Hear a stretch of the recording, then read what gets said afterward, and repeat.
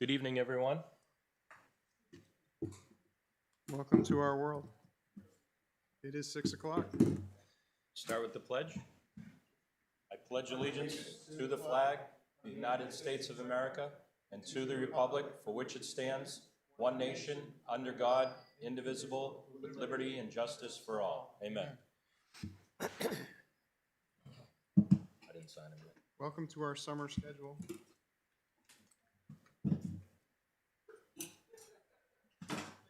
All right, I'm gonna set this to the side. Check manifest. Yeah, payroll I want first. Which one's which?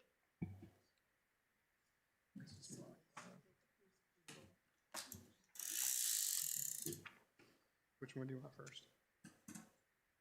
You choose. Here, you read these, I do these. Hopefully they're in alphabetical order. Well, this first one. David Field, which for some reason is down near the bottom. 332.46. Oh, okay. Why is it different? Is it on the left? No. They told her a better way to print reports today. Okay, They all might right, be a we'll little go that way then. Martinez, 1378.18. Yep, O'Brien, 62.79. yep.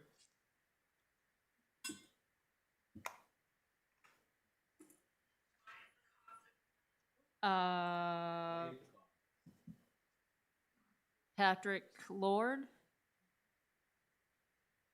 Yep. 390.83.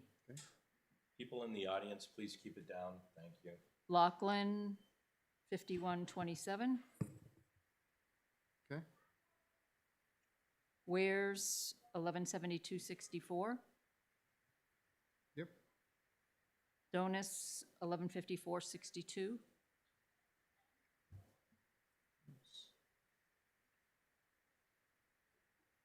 Okay, I'm missing that one. Was it something Donis?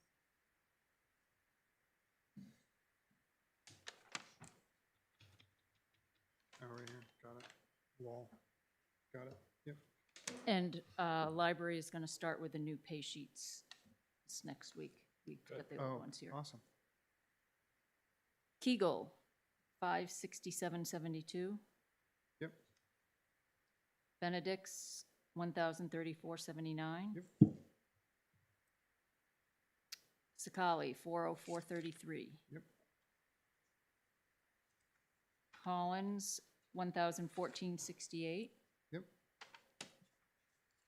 Cooper, 1668.04. Yep. Sanuski, 1018.22. Yep. We already did this one. Fitzgerald, 591.02. Yep. Gagnon, 759 even. Yep. Giroux, 1,501. Yep. Haggett, 718.11. Yep. Hall, 5813. yeah, sorry, I didn't know you found it. Ingalls, 1,006.74. yes. Kennedy, 774.54. Yep. Lambert, 621.02. correct. Lambrow, 619.72. Levine, 920.47. Lawrence, 1206.26. and that includes his 1 day for this week. Okay. Markey, 1204.87. Marsden, 1,133.80. Murch, 1,745.33. Newman, 1,388.81. O'Brien, 1,000, O'Brien. We already did that one. Oh. The 62.79. yeah. Olson, 1498.52. Yep. O'Neill, 1630.50. Pulisek, 848.26, Ranowska, 913.30, Robinson, 1,394.32. Thomas, Soder, yeah, thank you. 480.22. Chris is 1,416.87. Stevens, Is 1,394.38. Tennant, 977.51. Toby, Junior, 1,466.23. Toby, Justin, 784.14. Turner, 589.20. Tuttle, 1,148.11. Whitby, 1,389.15. Wood, $1,121.90. Was. 1,174.32.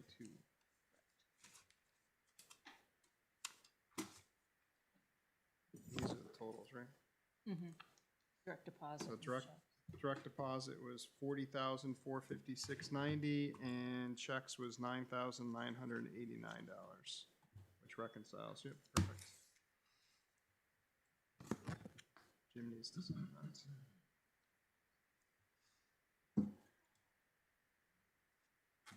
Uh,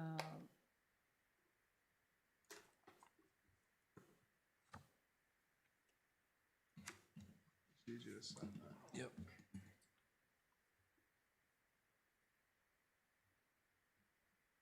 What do you have there? We got block 5. 59, that's duplication. One's checks, right? They're both.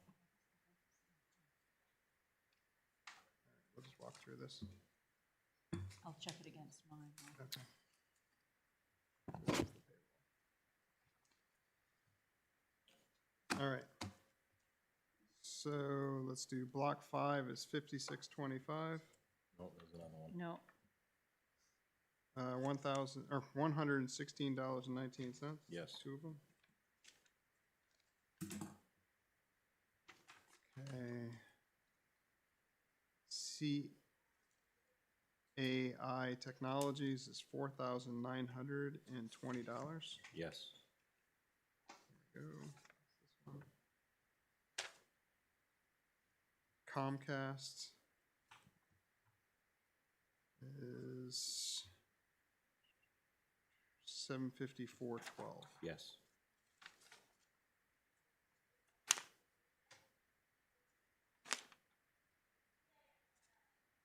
Consolidated Communications is $100.30. Yes.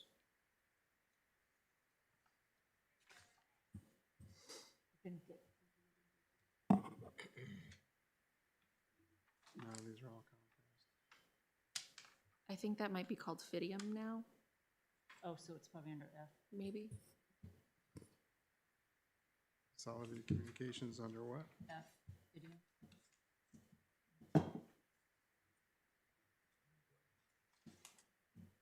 It's Auto Parts, it's Napa. Oh, there's Fidium. There you go, it is Fidium. No, it's not. 100, well, it's, gets paid under Consolidated Communications. Oh. That's how they pay it, For 100. Yep. $100.30. All right. So. Okay. All right. Now we Moving do on. D&D Fabrications. This, flip to the next page. 1,070. 1,070, Yes. total was 4,860 on the invoice.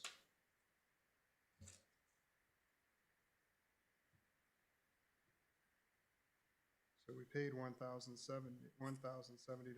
but their total invoice was 4,860. Is there another check for 3,790?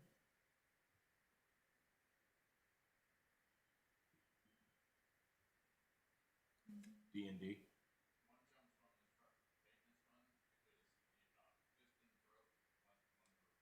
Yeah. Okay. Yep. Okay. Oh, so Gotcha. you'll see Okay. that under the Yep. All right. other ones. Okay, Thank you, Chief. thanks. The numbers didn't add up, so just wanted to make sure. Next one is Jeff East Collins. Should be East Coast Emergency. East Coast Emergency. Oh, yeah, okay. $120, East Coast Emergency. Yep. E&J Auto Parts is $257.56. $257.56. It's Napa though, isn't it? Yeah, Oh, E&J there's one, another one, one there. 2, 3. Okay. Then we have Formax, which is $118.23. Correct? Oh, that might have been, Consolidated. yeah, that's all right, I'll put it in. We have Jeff Collins, Nope. Impact Fire Service. Impact Fire Services, $4,850. Correct. What's that for? This is for Impact Fire, It's for the work that was done. alarm labor, alarm materials, alarm permits, Yeah, they had to redo the Fire alarm alarm, system in the fire department. miscellaneous No, at the rec parts. center, remember we Oh, approved, the rec we center. approved that. Out of the impact fees? Okay. That's what I remembered. I just wanted to make sure it came out of impact fees. Yes. All right, I have Jeff Collins now. Jeff Collins. Jeff Collins, supposed to be $23.98. It is. See if I can find the receipt though. Probably just a little, didn't you see a little? Because we're reimbursing. Near the beginning. What's that one? Thought you went through it already. $23.98, there you go. Thank you. Perfect. That's the one from Harbor Freight. Perfect. All right. And then we have Motoring Images is $850 even. And then we have Northeast. Northeast Electrical, which is $56.28. Correct? Then Omni Security Systems is $695. Correct? And then we have Rockingham County Registry is $57.07. Correct? And then we have State of New Hampshire Criminal Records, which is for $47 even. Correct? And then we have Title Communications, which is $218.55. Correct?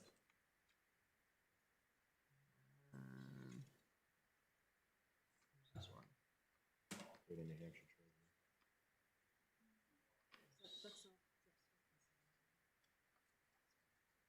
170, it doesn't say. Well, Detail 'cause it's credits. part of another, yeah, it is.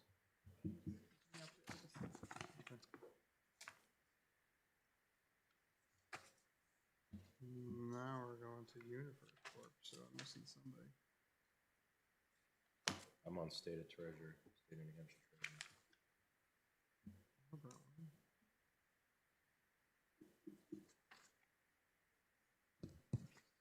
Nope. Mason? Nope. State of Yep, New that's Hampshire. down here. Okay. State of New Hampshire Treasurer, $109. Correct? And nope, then we have Truly Clean, $1,170. Nope, $1,700. $770, but I gotta find it first now. Truly Clean. Truly, truly clean.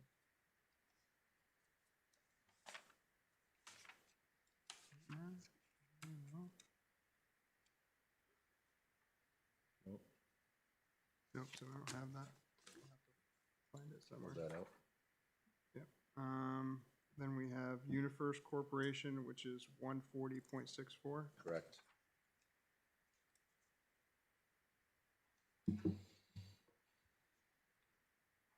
This is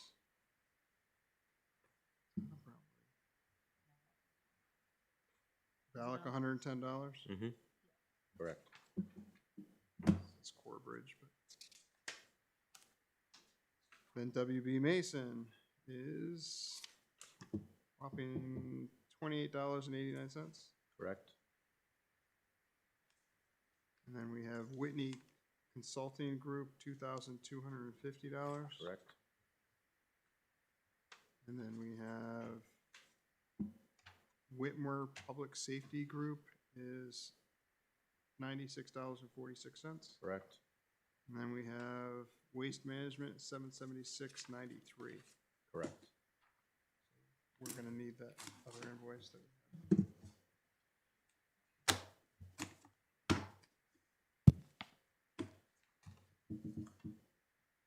pull that back.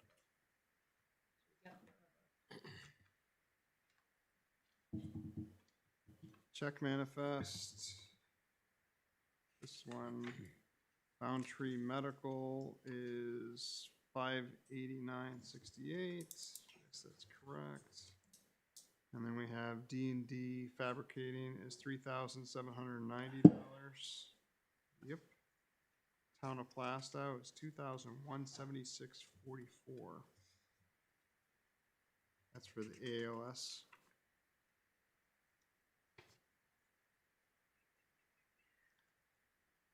Mhm.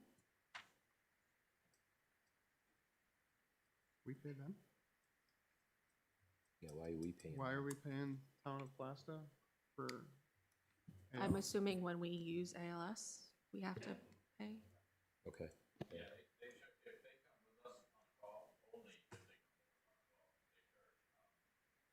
call, they charge, a fee, which is minimal, to help us get the maximum charge for the ALS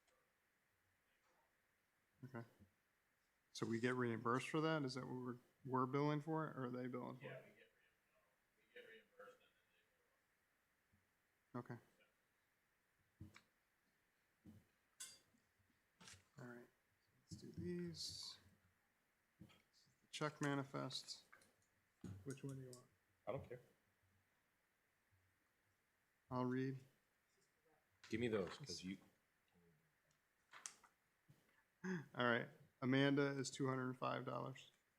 yep, Cheryl is $200 even. correct, Chrissy is $75. correct, Collins Sports Center is $489.65. correct, Cynthia is $100. yep, Jeffrey is $525. correct, Kelly is $100. correct, Seco Security A, Pi Baker Fire and SA is $183.12. correct.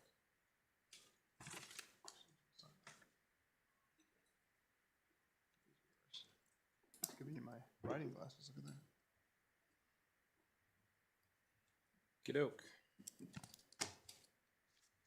A lot of checks this week.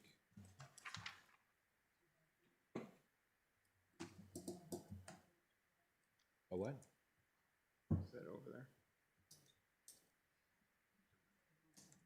Yep, so everyone signed on that, so we're good. I didn't. Oh, I Yeah, did. you did, yep. Do you want to, I make a motion that we accept the check register, the manifest for this week? Have a second? Second. All in favor? Aye. There we go. And do we have a motion for we have 2 weeks of public minutes, right? Make a motion. I just, Sure. second, but I just wanted to make a change on the 5:12 minutes, I have them here. Yep. where we're doing, updates. I didn't go to the meeting. I just gave an update on the library, Oh, because it was before the meeting, okay. so Oh, okay. I did not time travel. So is motion as edited? Second. All in favor? Aye. All right, and then we have 3 weeks of non-public, right? Make a motion. Second. All in favor? Aye. There we go. It's done. Treasurer's report. I'm gonna invite Linda to go ahead and do it. She's here. Good evening, Linda. How's it going in there? Piles are getting smaller. Well, that's good. Good thing, right? That is good. My report, as of today's date, June 2nd, the general fund's balance was $1,712,145.70. When you take out today's current payroll and accounts payable, as well as the payment to Swayze and the Cooperative School District and other outstanding accounts payable, leaves you with a balance of $286,862.98.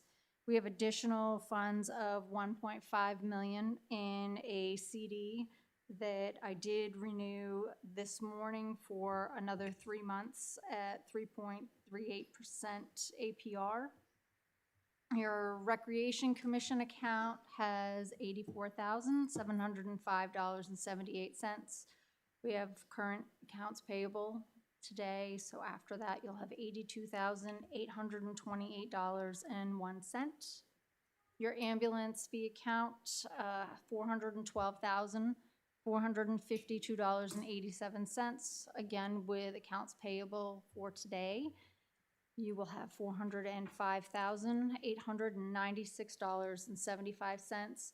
You have an additional $300,000 that is in a CD to renew in 6 months. So that will be in October. So your total is $705,896.75. Various revolving accounts. Emergency management has $12,750.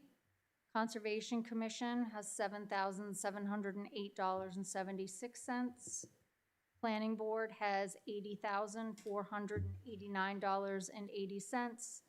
And the police detail fees account has $118,573.12. And as Julie and I continue to work together on impact fees, I will take over a monthly report that will be given to you with greater detail. But at this time, I'm not comfortable giving any committed figures. And I'm showing the interest earned And to the date. interest earned to date is $46,169.88. Awesome. Good job. Thank you. I'm gonna pass that around if you guys want to. Anything else? When you say planning board, you mean the monies that we've collected from applicants? Like that money's not, we're just holding it? Is that, Yes. okay. It gets released once the project's completed. Yes, some of those, I'm sure, are outstanding projects. No, that's fine. I wanted to make sure that that's what it was. And most of those haven't been reconciled yet for 2025, so. That checks. You need a motion to accept? Motion to accept. Motion? Second? All in favor? Aye. Aye. Thank you, Linda. All right. Appreciate it. Dexter, come on down. Yeah, There was that one that we had. yeah. We need the invoice for. I'm gonna keep this.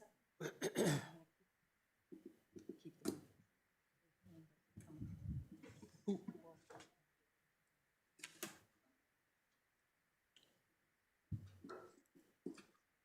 Linda, I'll just say that you're doing an excellent job. Thank you.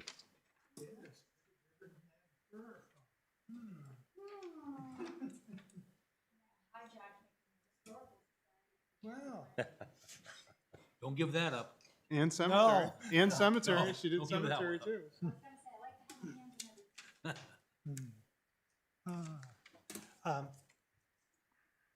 too. Thank you for allowing me to speak tonight, and I'm here to request the Board of Selectmen the consideration of appropriation of funds for matching grant for a portion of the window repair at the Grange building. I've given you a picture of the windows, and I'm going to kind of talk about what some of the suggestions were. So if you kind of don't think about 2 weeks ago, I left my defibrillator in the car, by the way, and stuff. So, We got one in the hallway. okay. The, when we had the building assessment, the first priority suggestion they had was window repair for windows number 8, 9, 10, and 11. 11 currently has plastic over it. One of the panes has been blown out and stuff. After the other meeting, I contacted the vendor that was the lower bid, and I liked him. And I said, can we talk, because the board was not receptive to what the price was. So we got together and we talked about it, about some changes that could occur with his estimate. And he says it's not unusual for projects like this, to be done in portions. So it's not all at once. So the big figure is not what I'm presenting today. So he made there were some adjustments on the windows. Just an example, per window, say to fix 8, 9, 10, or 11, each window his initial cost was $2,000, but we took out the operational aspect and the hardware of the windows, and that cut down $200 for that. So, because I felt from day one, there's no need for these windows to be operational. They haven't been opened in God knows when. So, so that's a savings there. And also, storm windows, we got a better price on those. Those went down $150 each and stuff. So, with the better figures and the pricing, also on the storm windows too, I said, could we help you to do that and stuff? And he says, oh yeah, you could do that. And he says, that saved me a trip up and down the ladder. So he would charge us $125 an hour just to put in the storm windows.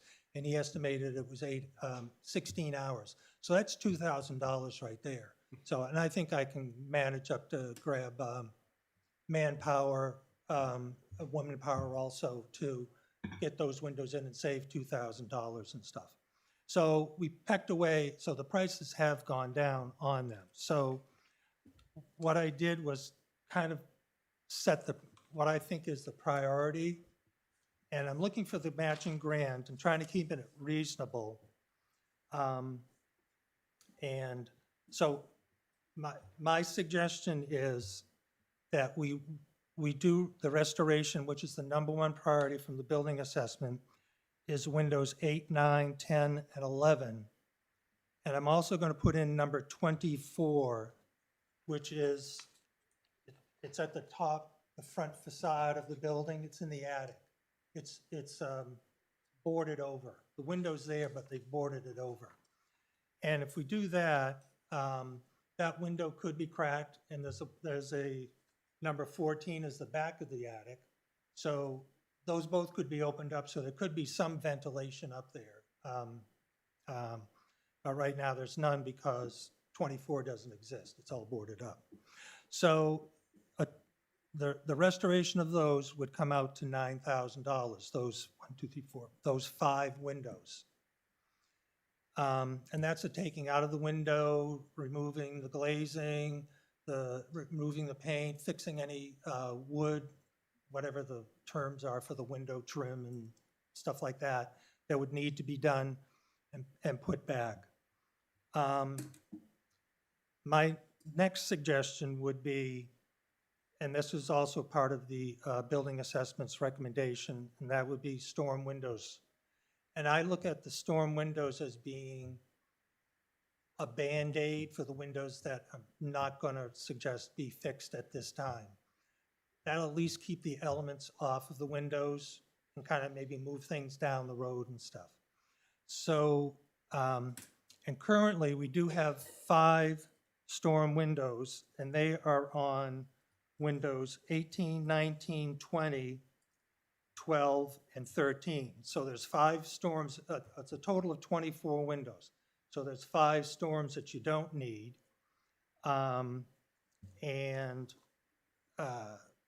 So it's down to 19? no, it's down to, it would be down to 6. Those are standard windows. Okay.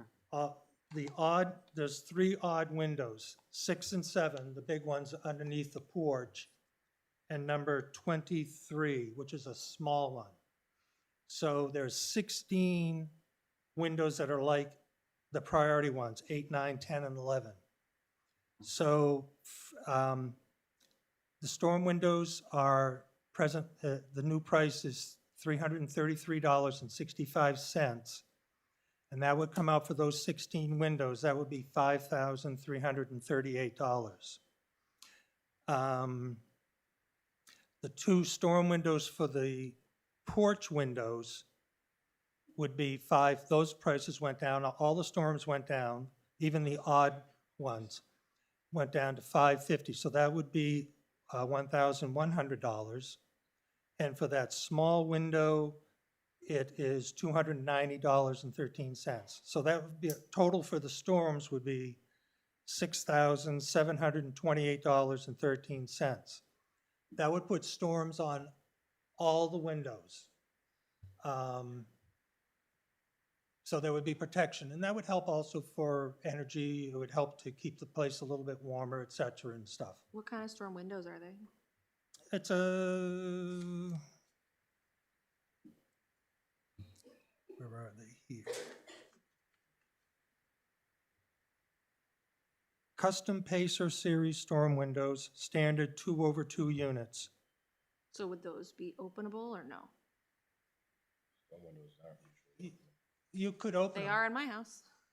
but to open them, you'd have to be inside and open the window that's in there. Open Those the are window, not, and then you open the storm. I know, but I guess, do we want that? Would we save money if instead of having, because I thought you were saying that we're If- not thinking we're gonna open these most. right, no, the windows that you see here are not, those I don't want to be operable. There's no reason to open them. Mhm. And for you to open up the storm window, you'd have to open that window to open the storm, and I don't see a reason to open them. I guess what I'm saying is, could we save money instead of having an operable storm, just have one that's fixed? Does it not work that way? I don't know if it's cheaper or not. Okay, I can go back again and find and Nope. stuff. if, Okay. nope, I just, So right now, you're looking for $15,728.13. Okay, there's more. yeah. But wait, there's more. Oh, yeah, not much more. And remember, it's a matching grant, okay? 50% of that. That's right, thank you very much, Nope. okay. And he put in for glass, the original quote he gave me was for reproduction, antique glass and stuff. That was $4,600 and stuff.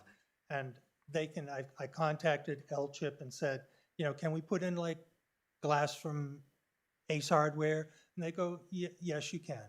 So that price will go way down. And he estimated that would be, that it could go down to $2,400. And this is his quote, let me see.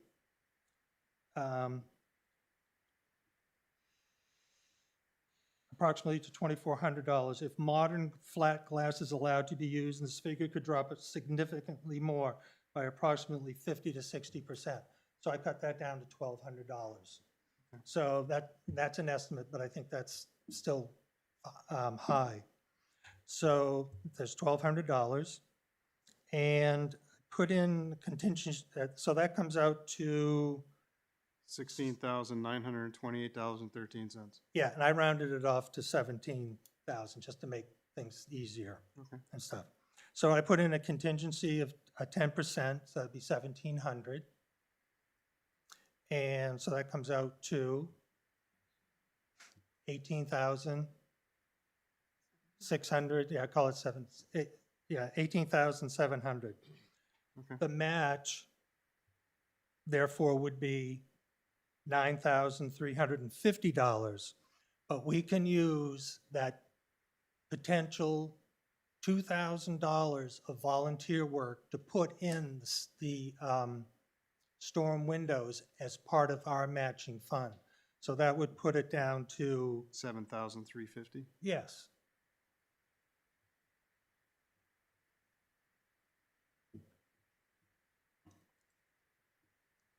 Who wants to make a motion for $7,500? Does come out of the maintenance fund?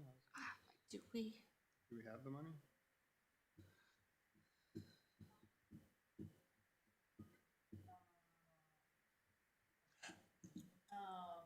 Just quick question, Yeah, go- while they're looking. Yep. The glass, you're talking about the window glass, right?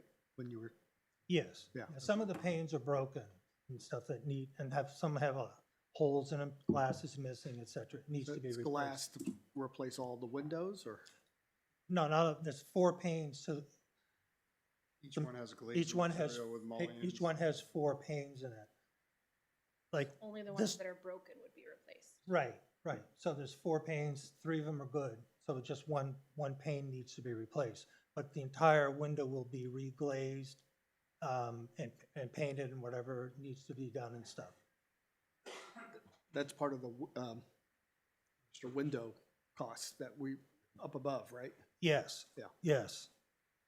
What we did was he took out that, again, he took out that, the original suggestion was, to do all that, take the window out, while it's out, then to put the cords back in, the weights back in, so it would be operable, put in kind of a weather stripping thing on there, and that's the extra $200. So we just nixed that out and stuff.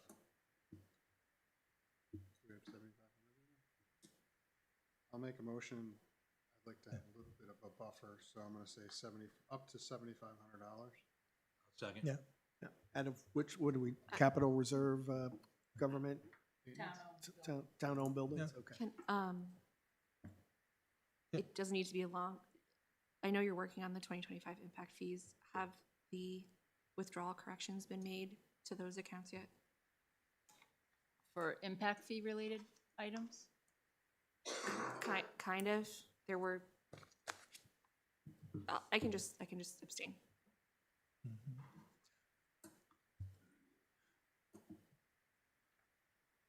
So, Well, second well, motion? no, Second motion? All in Dave favor? seconded. Oh, second it? Okay. All in favor? Aye. Aye. Against? I'll abstain. Abstain. Very good. okay, I appreciate it. So you have up to $7,500. And I also want to have the Historical Society on the back. We're having the first thing is we're having the foundation sill work done, et cetera and stuff. And the grants didn't cover the stairs that needed to be fixed and the vapor barrier down in there. Materials were donated and free labor and the stairs have been restored. So that was a savings of $1,600 to the town.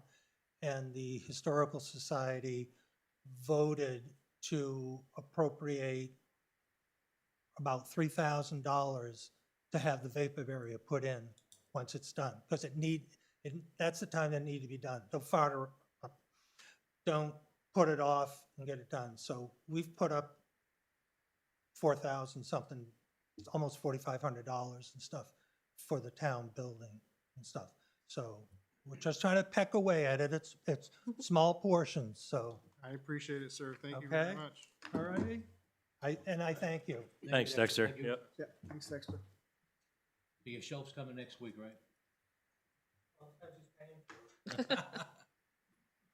All right. Chief Olson?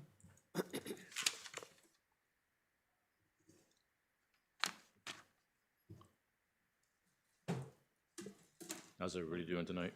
Good, Chief. How are you? You doing? I'm well.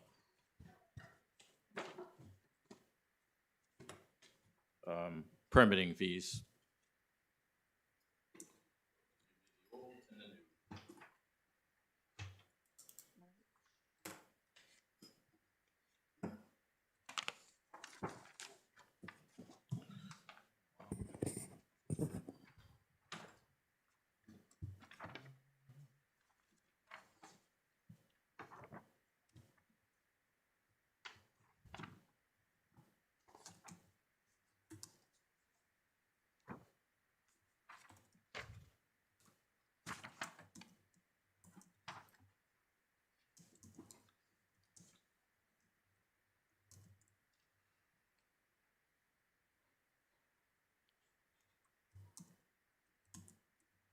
So we did a little study just to figure out where we were at, because we can't find the last time they were changed or upgraded. And we reached out to multiple towns across the seacoast to see where they were at. And then myself and the inspector sat down and put some time and effort into it, and didn't want to go too high, but definitely needed to increase from where we were at. And we feel like the increase is pretty fair compared to what other towns are charging at this point in time. And I know you guys wanted to see the increases, so. Do you have an idea, Chief, of, from previous year, what the increase will be? You know, overall, a general idea? I didn't do a percentage of what the new increase would bring in, because it's kind of hard to say what people are actually going to be pulling permits for. Yes, I understand. So, I was just yeah, thinking maybe on average, but yeah. Yep. Okay. How much was the permitting fees that were received, if you know, from last year? we have been averaging for the past 3 years about $10,000 Okay, total. thank you. And you added a couple more, because you have 12. For Yeah, we had to add some the state has added to our to-do list, like tent permits over 50 people. We have to go and inspect them per the state. And food trucks, if they have a fryolator of any sort or use propane, they really want us to go out and take a look at it for them. Do you think $25 is enough? I think that's low. We didn't want to deter people from coming into town to, with food trucks either. So we figured we'd just start there and see where it's at. Because it's really like a 15, 20-minute inspection on a food truck. Okay. So It looks like it's about a 25 average. I'm just real, looking real quickly at it, maybe a 25 to 30% increase. So I can't even find the last time we did an increase, to be honest with you. I can't find a record of how old this goes back to. And the if we're original fees. in line with other surrounding yes. towns, I don't think. There are many towns that charge way more than we do. Yeah. Even with our new, they're Right. way higher than us. Good, okay. I don't see a problem with that. Make a motion to approve these. I'll second, okay. All in favor? Aye. Aye. Do these fees go into the, It'll now go into the revolving But- fund that was created so that I can have the inspector in the office more days and more hours a week. So that's been, that's gonna work out really well because people are excited. We've been telling them, and now they know they can schedule, 3 days a week instead of just one. that's good. So, Thank you, Chief. And your next topic? all right, so I also wanted to come in, I've been speaking with Fremont due to Raymond Ambulance, which is a private entity, not through the town of Raymond.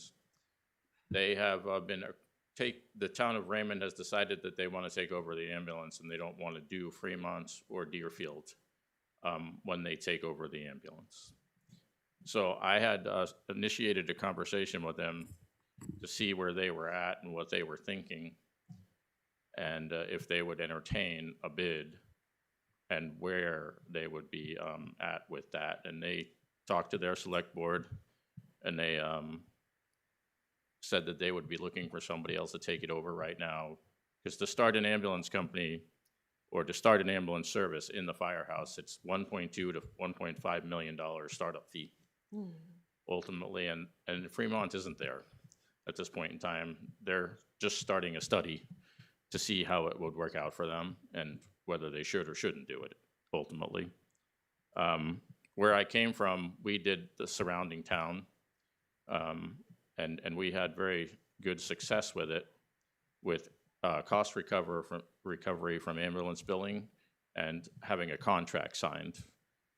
That helped us pay for our third per diem, ultimately, on staff. So I spoke with them, told them that the only way that I would be willing to do this was if it paid for a third person in my station for free, because that's what I would need to help do their calls. And they understood that, and they were on board with that. So I sat down and I crunched the numbers, and I talked to the billing company, which was very helpful to me looking at the payer mix for Fremont compared to Brentwood. And we went over all the numbers. And they average about 415 calls for the past 3 years. So we ran those numbers, and then I came up with the 90,000 for the contract to compensate for the missed money from the insurance to help pay. The $300,000 number that I gave you was for a paramedic and a firefighter, if I was lucky enough to be able to afford to and hire that many per diems to have that in the station. So they're okay as long as we provide somebody of ALS status on the ambulance, so that would only be an AEMT, because they know that we have Plastow and that they can respond. So I could staff it at the EMT level, and I have many AEMTs already, so I could even just hire some EMT per diems to help fill that slot, which would lower technically that $300,000 number a little bit. It's an average, so it's hard to say who I'm gonna have in the slot that day, and depending on what they are on the pay scale. So I wanted to make sure I was very conservative, so the 300,000 is the best number to look at when it comes to that. That's the safest number to play it by. So running the numbers, we average on all of our calls 600 and, hold on one second. $613.50 we averaged in 2025 per ambulance call run. Say that again, 615? 1350 per call. That came out with all our cost recovery. I think we recovered about $298,000 last year. So if you average Fremont in the same payer mix, which they're technically not, they're actually considered rural, and we're considered urban. So our billing to Medicare and Medicaid is less because we're urban than we can bill for rural. So we can actually make more money building the ambulance calls for Medicare and Medicaid if it's rural. So that adds money into the equation also. So if you do a straight number of 410 runs, at $613.50, it comes out to $251,535. And then if you add the $90,000 into the contract, it comes out to $341,535, which leaves us $41,000 extra for wear and tear on the ambulance, extra EMS equipment, and to keep the lights on. And this is conservative numbers, like I just said, because we'll be able to bill more load mileage for all of Fremont's calls because they're further from the hospital because they're rural. So in the end, it helps us because it gives us the third person in town for free. And it would be zero impact to the taxpayer. And they understand that whatever call comes in first, that's the one we go on. And if we have two more people to go with the second ambulance to their call, then that's where we go. Or we call mutual aid, and as long as we provide mutual aid for them and they come in, then they understand that that's how it works. It would also help us because the new SB 245 bill that our Congress put in place is taking effect now. And that is gonna allow us to bill more for insurance. It's a 325% overage, and we've signed all the contracts with all the insurance companies that we're supposed to do, and we'll be starting that. So that'll be an increase in billing also that I can't give you a number on yet because it's brand new and it's just starting. But it increases our ambulance cost recovery. I just can't give you a number yet because I gotta run it for 6 months to a year to tell you how much more we'll be making. Chief, if you would explain to everyone what you explained to me this morning about the advantages within your department, if you... There also comes an advantage with grant writing because writing a grant for Brentwood and Fremont saying that we do their EMS service, and also technically we're the county seat, so we write a grant saying that we're also providing services to the county. Having the three things in one grant increases our chances of getting that grant a lot. It would help us out a lot on grant writing and acquiring things. No, I know in April, we had Jim and Jim, I think we're gonna be doing a exploratory type committee. Yep.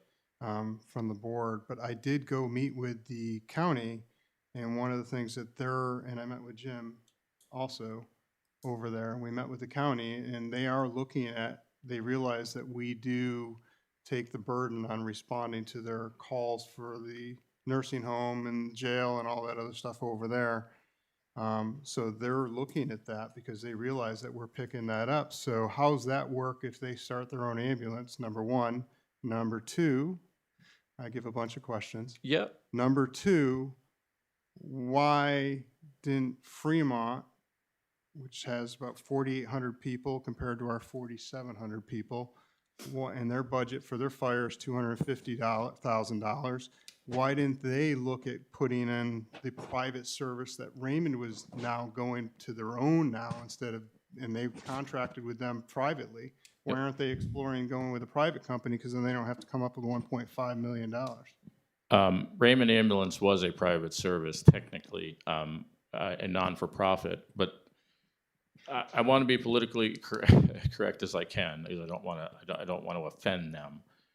But they made a lot of bad decisions on billing and not hiring a company to do the billing and to understand all the laws that have changed over these many years for as long as they've been in business.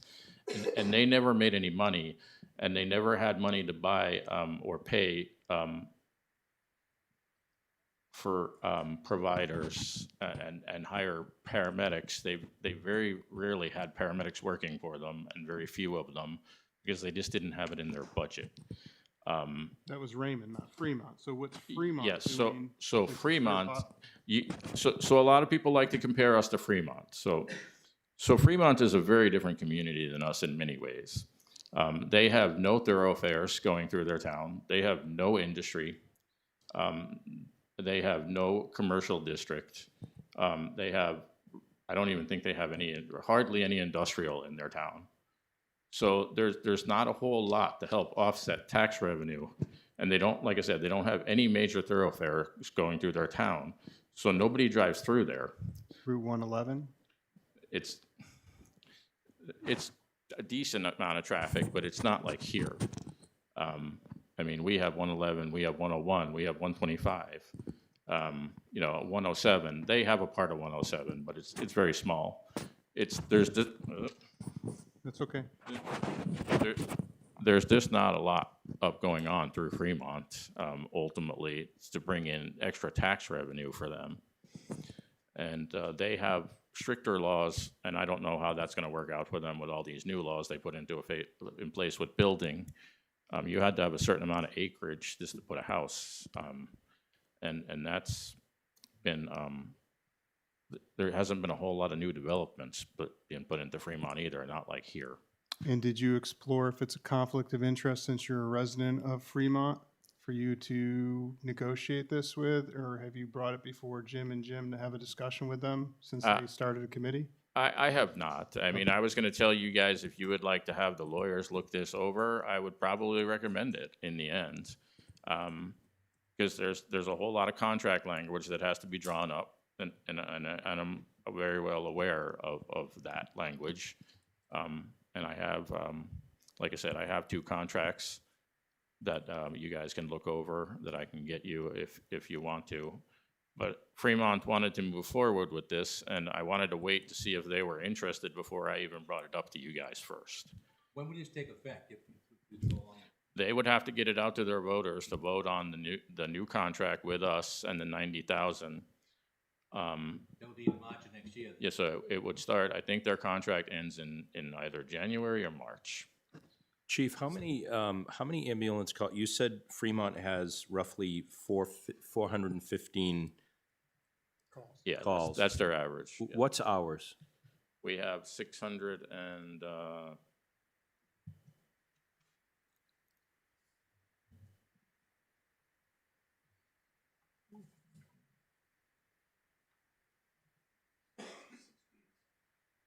Huh? Is that just our town, or is that, 627, yeah. is that Is just? that- Yeah, EMS calls. So that that includes include the mutual county? aid? Yeah, that includes mutual aid, because like I said, we bill out for ambulance calls, so we still get paid for all of those. That doesn't matter that we go into somebody's town, we still bill out and get paid for that. So that's included in the recovery, so that's included in that recovery. Yes, it's all cost recovery, and there's some of the numbers are still from 2025. They haven't cost recovered all of our monies at MBS yet. Sure, They're still sure. working on getting monies. And Medicare and Medicaid also pays out at 80%. So a lot of people have the extra 20% coverage. So that's a whole separate bill that they have to do and follow through on. And sometimes people get lazy with that kind of stuff because some people just don't take it serious until they realize, oh, I was supposed to use my supplemental insurance and pay it. And then they cost recover that eventually. So, Two more questions. sure. Go ahead. Oh, sorry, Paul. Well, no, you, Okay. go ahead. So my concern, and I didn't ask you this morning, but my concern is if we're going to increase our call volume by 2/3, are we capable of doing that with only hiring one more person? Yes, I ran, where I came from, we ran 1,700 plus calls with 3 people on the floor. And there was a conversation that started being had right before I left that when we hit 1,800 or 1,900 calls, we're going to have to start looking at providing probably a 4th person, because we were running into a problem where we were having a lot of calls going on at the same time. And that's not necessarily going to happen here, but you really need to think about a 4th person somewhere down the line, not where we are at this moment in time or will be in the next couple of years. And then there were 2 things that you mentioned to me this morning in our meeting. I met with the chief this morning to try and wrap my head around this ahead of time.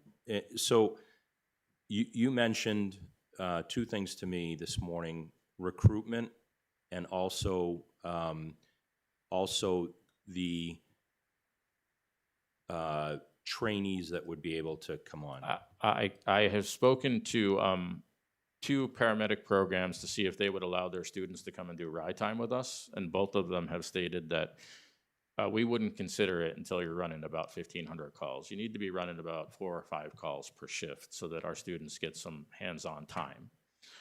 This would put us right in that spot where they would consider allowing their students to come and do ride time on our ambulance to get experience and to do the ride time hours that are required for their certifications, which would be a bonus to us because it's an extra set of hands that are in the ambulance that we just sign a contract with the school with, and they send them over, and then we help train them. Not only that, when you sign these contracts, usually when we have students of our own, we get a discount sending them through like AEMT school. But it's also a recruitment tool. I have a lot of people that would love to work for me, but they're like, you only run like 2 or 3 calls a day. I'm going to be bored. I'm not coming. Talk to me when you're running more calls later. Has, did Fremont approach Kingston or Danville or any other surrounding communities? Epping. Epping? Yeah, and there was a conversation about us splitting it like they did in the old days, where we had half the town and they had half the town. Neither one of us were really interested in doing that because it wouldn't help us pay for a person. It didn't give the appropriate funding to add the person into the station. And then Epping is working really hard on adding personnel to deal with the call volume that they have right now, and they're actively recruiting and hiring new people and have added more per shift.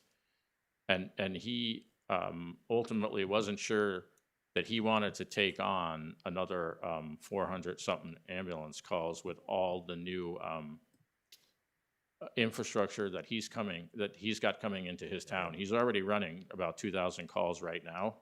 And they have a lot of infrastructure sitting on the table that is being approved that is going to add a ton of call volume to him that he's going to have to get extra staffing for already when all that goes through. But I want to go back to the training Yep. personnel for a minute, because I really like that idea, because when you bring people in and train them, there are many times that these people will then fall in love basically with the department and the town. Yeah, it helps our recruitment too. In Amherst, Correct. we had that happen a lot. We had people riding with us and they liked the way we ran our system, and then they asked if they could come work per diem for us, and I was able to grab a lot of young, enthusiastic, and experienced at the level down from the new level they were certifying to, but it helped with recruitment of bringing new people in, absolutely.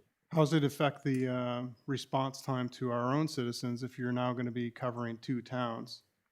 The response time to them is higher than the response time to ours, and that'll be written in the contract. They know that we're not, it's gonna be, they're used to a 18-minute response time right now, 20-minute response time. And it's gonna, I gotta sit down and look at the numbers. I haven't gone over all of that quite yet with numbers to response time to their town. If we're on an A1 call during the day, the third person would still be back at the station. Now that we have the inspector here more during the day, he can help out. He likes going on medical and fire calls. We have the EMS captain 3 days a week in the station during the day doing stuff, and she goes on calls when she needs to also. And Kat has been willing to pinch hit. She went and got her EMT, and she has been willing to pinch hit also when it is needed. So if we were out at Fremont, at least during the day, we would more than likely be able to send one person there to start treating the patient, and then if we needed mutual aid, then so be it, then they come in, but somebody is there treating the patient just as fast as it would have been. Or we might actually be able to get A2 out the door and take that call too, and then make money on both calls. So. I think, Their own rescue truck that they should be going. Yeah, they have a rescue truck that they respond with, and their people, if they come out, will start treatment before we get there. And like same thing for Raymond, they show up and then start treatment, and then Raymond shows up and transports and takes care of them. I think it's still probably very premature, number one. Number two, I know we started a committee to kind of explore some options and stuff with fire and ambulance, so I'd like for it to go to that subcommittee first before coming here. I think it's premature to come here right now. At this point, I mean, my objective is to make sure that your goal is taking care of Brentwood residents. And I'm concerned that you're going to be spreading our resources thin while now trying to cover a second town. And it really perplexes me that Fremont's budget is like $260,000, $270,000, and we're 1.5 million. They And- don't have EMS. They don't have EMS. But they were first of all. paying for it, and their budget was 200 and some odd thousand dollars. They were paying $17,000 to Raymond up until last year. How much? Raymond was charging 17,000. them 17,000. And they're gonna come up with 90,000 for And that you? was a huge mistake that Raymond did not rectify. And then last year, they finally came and told them, look, we need 70,000. But what Bob is saying is that Yep. they put in Yep. their budget 17,000. Now 70 now. But Because it got voted it down. started last year to 70, so they've paid that this year, 70. And I walked in and I told them that I'm gonna come in at 90, and that's what he went and talked to the select board about, and they were on board with that. But didn't it get voted down to 70,000 at the last election? No, I thought the people voted no.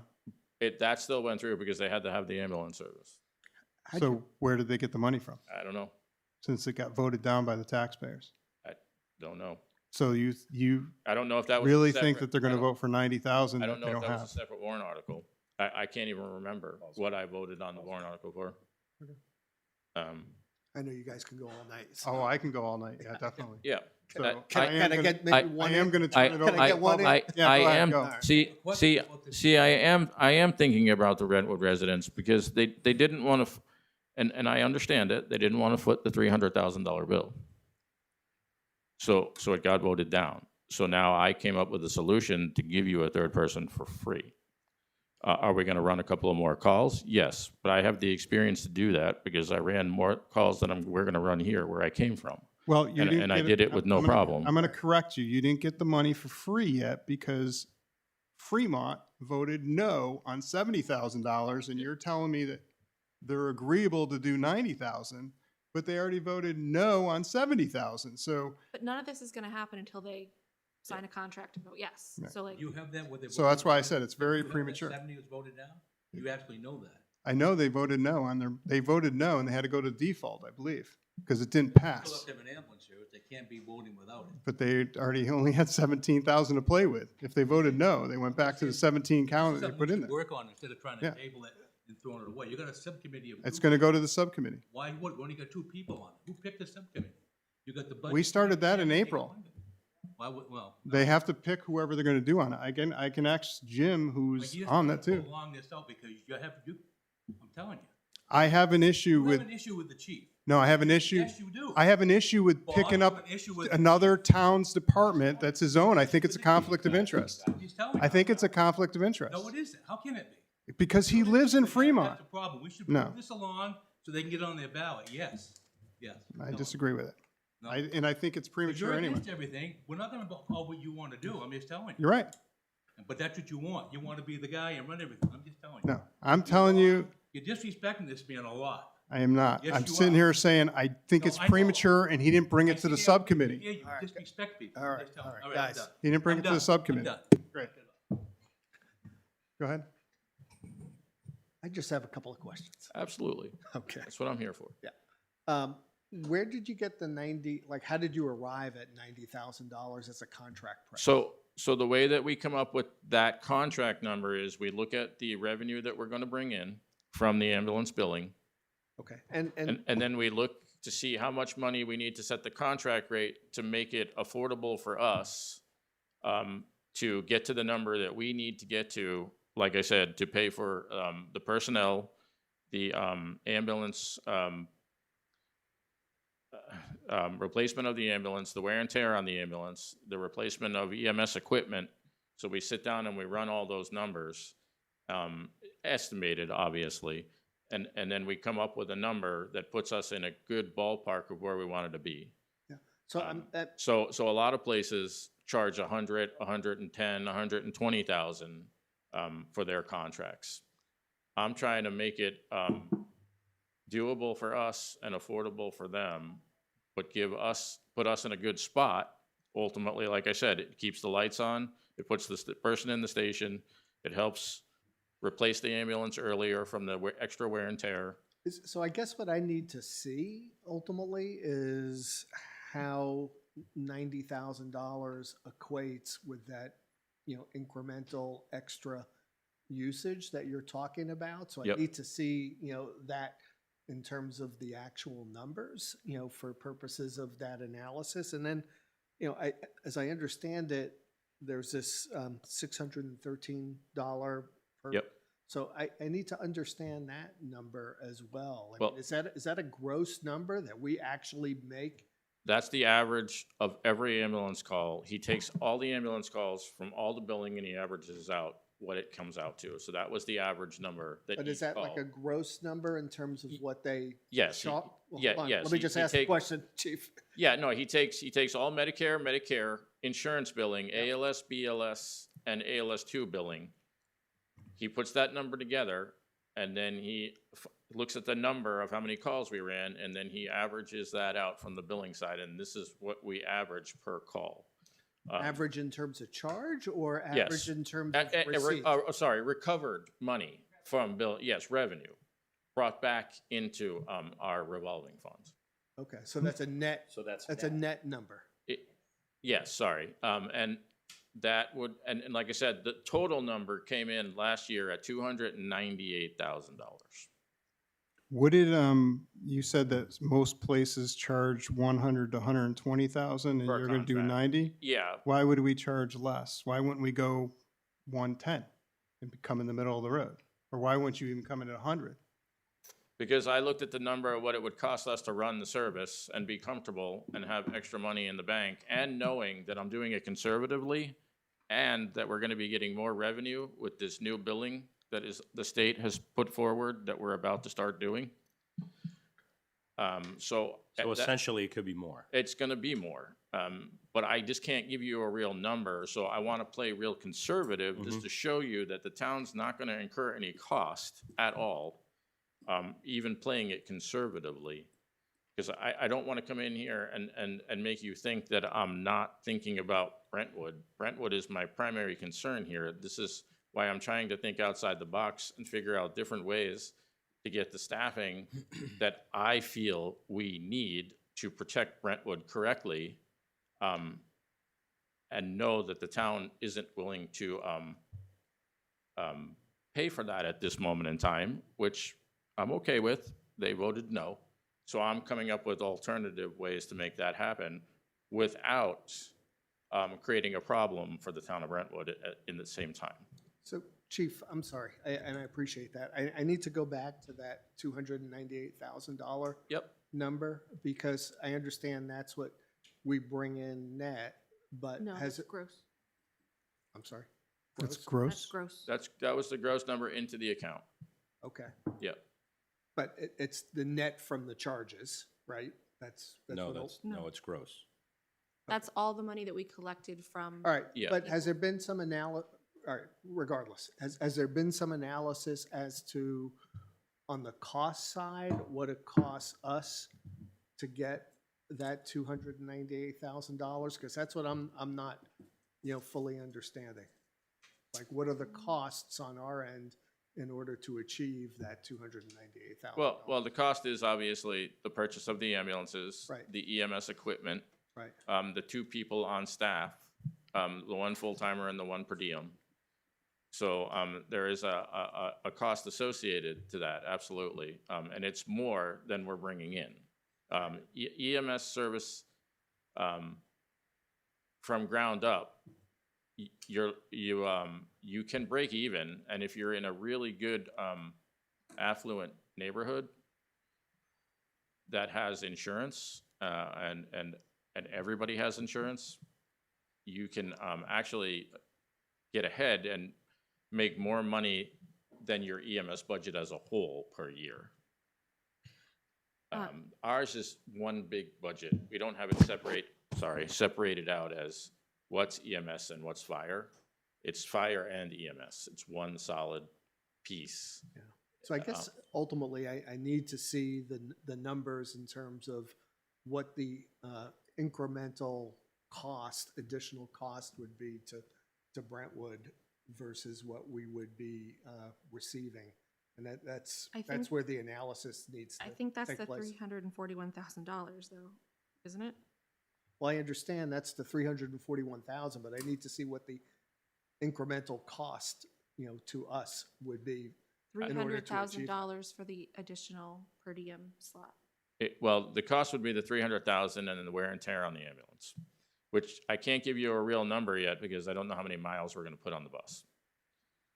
So I have to do a guesstimate of the wear and tear on the truck, looking at the town of Fremont, looking how far it takes to get to Exeter Hospital and Portsmouth Hospital, which are the 2 primary hospitals that we drive to. And then knowing, okay, so we're gonna add this mileage to the truck this year, so I'm gonna have to replace it this much sooner. But you would also bill per mile. Yes, but we Yeah. bill per mile with Medicare Right. and Medicaid and insurance. We put down the mileage. So we also get paid for the mileage that we drive. So the longer mileage from Fremont, we still get paid for extra in the billing. It's a loaded cost and mileage for billing. What's the cost of an ambulance right now? We just $490. ordered it and it came out to $465,000. And it's gonna take 26 months to build it and we're a month in. So just so I'm understanding, back to the, 300,000, you're saying that you're only, going to need that 24-hour additional shift in order to achieve this? Yes, for where we are in the call volume at this point in time. And that's also written into the contract. I forgot to say this, I apologize. Every year the contract increases. There's a increase in cost every year to the contract with inflation and CPI costs. And that's written into the contract and that's standard also, and they understand that. Are you going to present to us a spreadsheet with the numbers so we can actually see this? If that's what you would like, I can put together a spreadsheet of some sort, yes. Yeah, I mean, I would like to see the analysis. Yep. And I think what Bob is saying is that this is a little preliminary. We need to sit down with the chief, Jim and I, and go over everything. And Is that a meeting that's open to the public? It's a subcommittee meeting? Oh, okay. It's,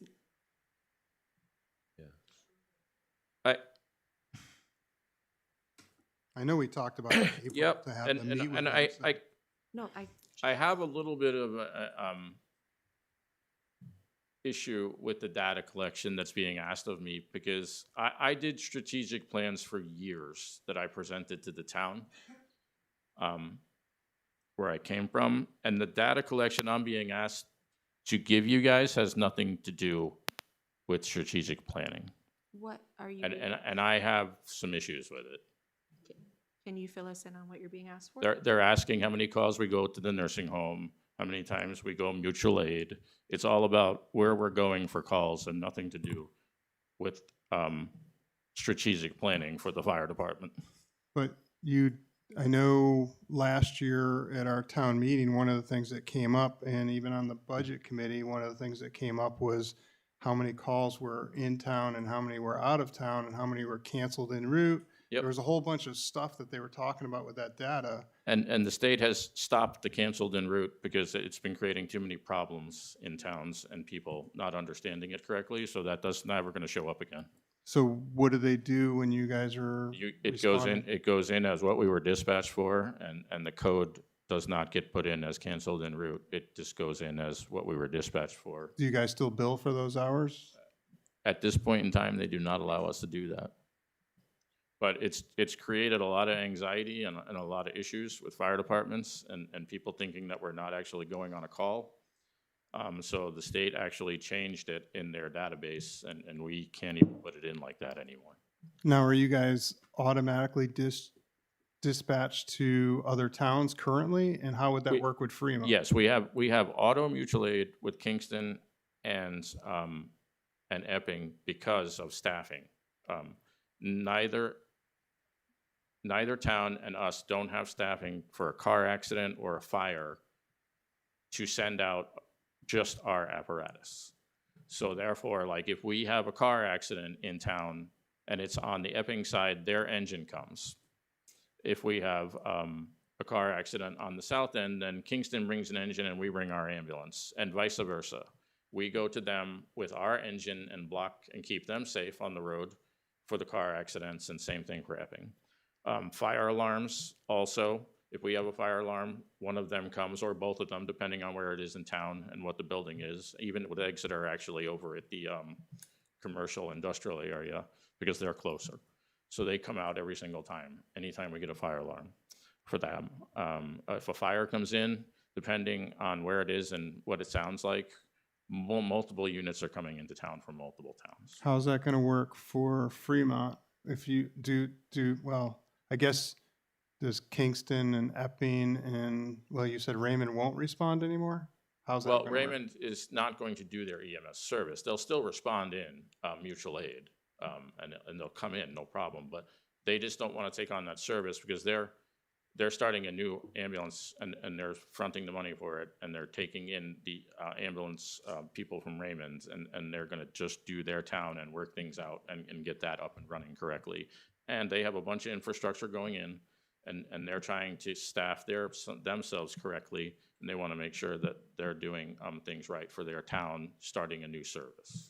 Chief, respectfully, I do think that the reason that you're being asked those questions is because we want to get a full idea of My heartburn where with the nursing home is this, and it is heartburn for me. They are residents of Brentwood. They vote in Brentwood. And there are laws and RSAs that say that I have to respond, and I have stated this now multiple times, and it's a little irritating to me after stating it multiple times that I have RSAs that I have to follow that won't allow me not to respond, and I'm still going down this rabbit hole of this data that doesn't matter because I still have to respond. If, just getting back to the numbers Yep. again, if, there's this assumption, it seems in terms of like the number of calls and what the, what the average is in terms of the recovery at $600+ and so many calls. I mean, if those assumptions don't work out, is there some way to tie an increase into the contract Yes. price? Yes, you would put that in there, that if it's not working correctly, we would have that put into the contract also so that they understand that we would have an increased cost, so therefore they have to pay more. That would get rid of into the contract also. Like an escalation clause? No, Yes. Well, because we kind of have that in the trash or the recycling contract, And- right? Where like there's an expectation that there will be a certain amount, and Yeah. if it's not met by And the they understand that. They know that I'm not gonna, I would never do this if I was gonna incur a cost to the town of Brentwood and the taxpayer.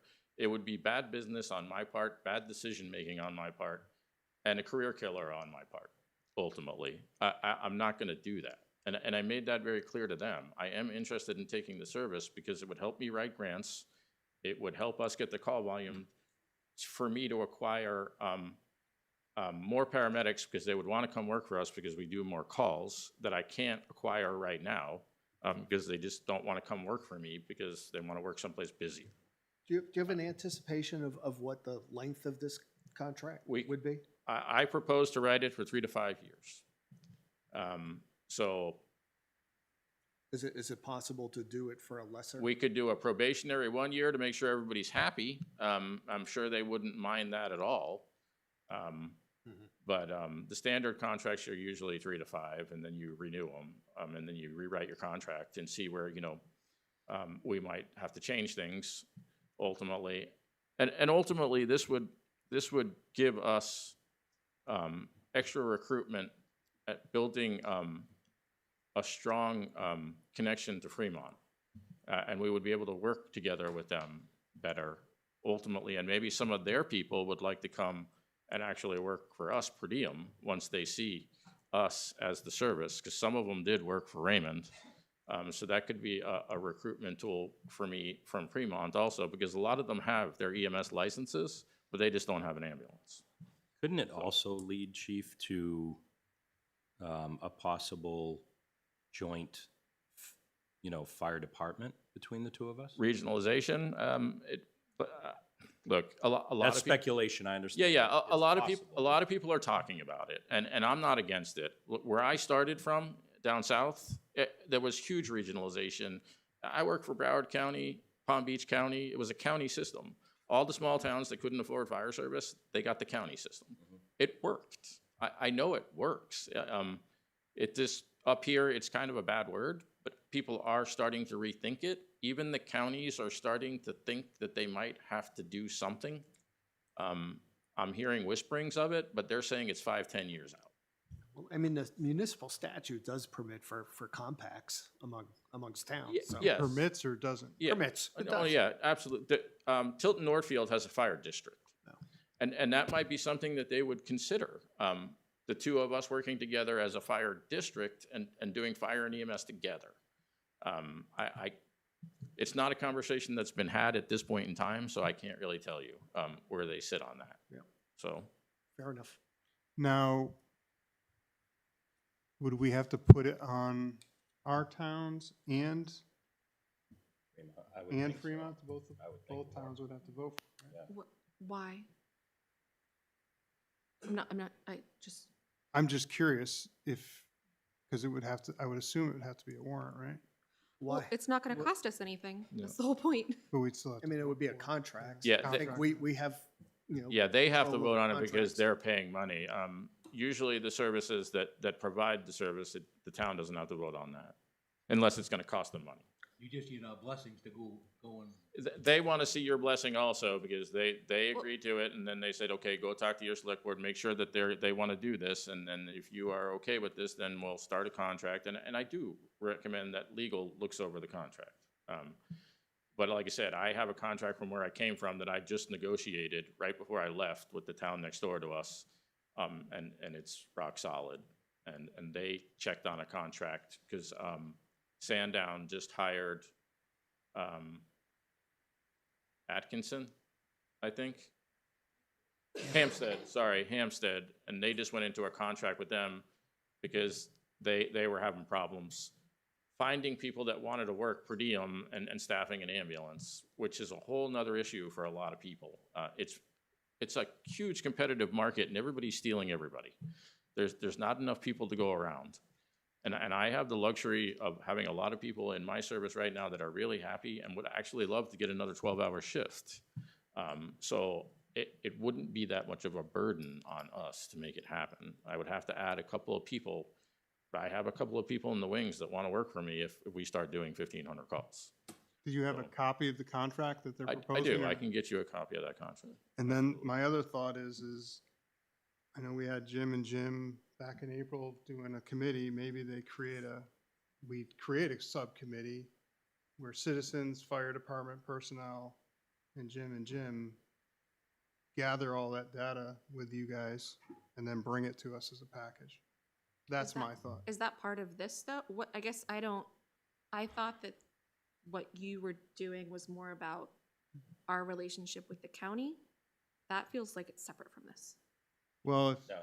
no, it's Oh. kind of like trying to explore where we go with the fire department and how, The future my of- thought with the county was trying to see if they were gonna, because we do so many calls over there, would they potentially give the town some money because of all the jail and everything Yep. else? Because I'd rather have that come in to offset some of our tax burden that we have, because the county doesn't pay any taxes. Yep. And So I that's agree. one of the reasons I But- went to but- say, hey, can you guys give us some money? But like neither do the churches, but I still want them to respond to call, right? Like there Right. are other places in town that don't pay taxes. Right, but there's so many, how many calls do you do to the county? It's probably 30%. So 30%, so to me, it was kind of like, could you guys, I know they're not paying taxes, but we service so much over there, would they be willing to, basically, because whatever they get in the taxes, it goes out to the whole county, and I Yep. want to see the entire county paying for some of it. And so that's one of the reasons I went to talk to them, and they said we'll look at it, and okay. Yep. And we're Maybe still we- waiting to hear back from them, so, We ought to research a legal claim. yeah, I- But didn't they have an RFP before and Epping covered it and then Raymond Ambulance covered it? They have a Yes, contract. they had a private And we service didn't do do it. No, and then we didn't do it because they didn't want us to do it because we were all call back then, and we couldn't, you never knew whether you're gonna get two people to get on the ambulance and actually go over there. And that changed. They've had a lot of private services come in and do all the regular medical transports that are not 911. They're struggling with that, but everything that we go in for, because we have to, it has to go to the ER. We can't bring somebody into some other, unless it's maternity and they're having a baby So can't we do an or a stroke. RFP for that now? Can't we do one? They have the We delegation would have to to, add it? we would have to get another license if we wanted to take over that side of the service I mean, and do those. just to get some money out of them. We could do one. Yeah, it's complicated, but I can look into it. I know other fire departments have taken IFT services out and started doing stuff in their town. I don't know all the Sorry, paperwork that's What involved. does IFT stand for? Sorry, interfacility transports. That would mean that you take somebody in from the nursing home, not to the ER. It's a whole different set of paperwork and a whole different licensure that you have to have. And one of the reasons too with the county is I know they're gonna have, 80 or 90 bed Yes, Correct, they yeah. are. across the street, which is And- gonna give you guys more calls, It so is. that was one of the reasons too, that was like, I had a you guys give us some conversation. money. I had a conversation with the number 2 Fair. councilman. Yeah. I can't remember his name right now. Not our councilman, that's number 3. But he I had met a with conversation with Tom, me, Tom Lehman? Good deal. and he wanted to have a cup of coffee with me because he had heard some concerns and he wanted to talk to me about it.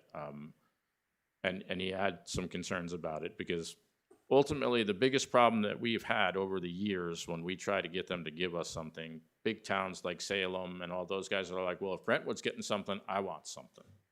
And then it goes to vote and then it gets nixed out. And that's how we keep losing because none of the other towns will recognize that we're taking a burden and they're constantly just telling them, no, we're not gonna give them something extra just because they're doing the EMS calls in that town. So this, from what I've seen, there's been a couple of attempts in years past that have failed because of that reason. But he wants to talk to me because he understands the stress that it's putting on this town, but he's not sure he can do anything about it. But I didn't talk to the gentleman that you talked to. I talked to the one above him. Just by chance, I ran into him and I started talking to him. All right, so at this point, tell us what we Oh, should, go ahead. I'm sorry. You I had- just had a question. Didn't know, sorry. No, that's okay. Would it be possible to have the, whatever payment that we get from them deposited directly into the revolving account and therefore none of this would hit the operating budget? Well, that's what I would recommend, because then I would pay for that third per diem slot out of that funds, and it would never even go through the town. It would just be, A that- revolving. yeah, that's where the money has to come from to pay for that person. And it gets written that way, so the town will never be burdened by a tax dollar. So we would have for the it. benefit of the additional person. but Yes. Yes, The fee, the cost would be entirely yes. on the revolving. That's the way that I would tell you to write it, so that it never burdens the town or the taxpayer. I would say separate from our current revolving account too, just have one just for So Fremont, just Fremont revolving? So you Why? create another revolving account? just so it's not mingled with. Well, but then would we also have to keep track of when we're billing for their insurance? Would that also have to go into that Fremont one too? I would say anything Fremont related, have a separate account for Fremont, just for better. I would, yes and no, maybe, because I do need the extra money, like I said, to help offset the cost of wear and tear on the ambulance and Uh-huh. equipment. So, I mean, I would rather take it from that than the other revolving funds, because then I can keep track of, that's also Fremont, that's help offsetting the wear and tear on all the equipment that we're using. I guess again, the goal, the end game would be that it's not affecting the taxpayers. So that, those details, I guess we can figure out later. But that's good to know that that's the plan. Yeah, so I would like for you guys, well, I'd like to make a motion that we make them a formal committee versus a data collection, getting stats and data and stuff like that. If we're gonna be going down that road, I think we need to have a formal committee that does the exploration on it, because I think there's so many moving parts. What are you And gonna I don't know. Well, they gotta Exploring. figure out what the contract would be, how we do that, how much do we actually charge for it, what the costs are. Why wouldn't we just have the chief do that and present it to the select board though? Because I don't want to, he already said there's a lot of stuff that goes into this, so you're gonna need other thinkers on this, not just one person. I mean, we hired him to run his department. Well, this is now picking on another department too, and selecting another department. So he's picking up Fremont. Does that mean that he can't do his job as well anymore? No, it just means I'm pulling him tighter and tighter and tighter and thinning out how much hours he has. There's only so many hours in the day. So I think if he can say, hey, can you guys go get information for me on this, get information for me on that. Oh, sorry. got people did not going different understand that directions. I did not understand. I want that you were information sugge- gathering, right? So I I think was then you con- have a committee, and I if was he's con- part of that Yeah, committee. I was just confused about what the purpose of the committee was. Yeah, because he's going to be part of that committee, and I think if you have more people from fire and the community, and even if we get a citizen on there, I think it's worthwhile, because then he's going to come back and present it to us, but then I'm going to know what the committee thought. The committee would make recommendations and provide information, Like or the that's basis of their the recommendations. purpose of a lot of subcommittees that we create, and this is a huge undertaking, and clearly there's legal stuff that has to go When is on it if gonna there's be back? RSAs. They just wanted to make sure that you guys were on board with it, so that's why they wanted me to present it, so that they know that they can move forward with that plan. Because if not, it's gonna put, they've got to come up with some other plan, and it's, I guess if there's- they got to get that figured out. If there's already a contract that we could look at least having that as a starting point might tell us if we actually need a committee or not. Because if there's already something there, we don't need to reinvent the wheel. Well, I'd like to look at the contract, but I really would like to have them look at it. Paul's, an attorney, so I'd love to have him take a look at the contract. I've looked at contracts. I'm willing to look at it. That's what I'm saying. I yeah. think we should. I'm willing to look at it.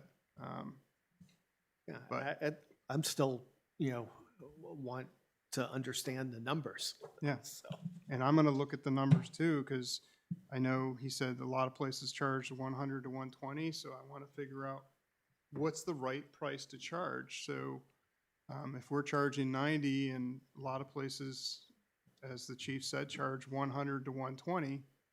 So to the town of Fremont, It also depends on your call volume. That also, because that number offsets the number that you're gonna do from cost recovery from your insurance billing.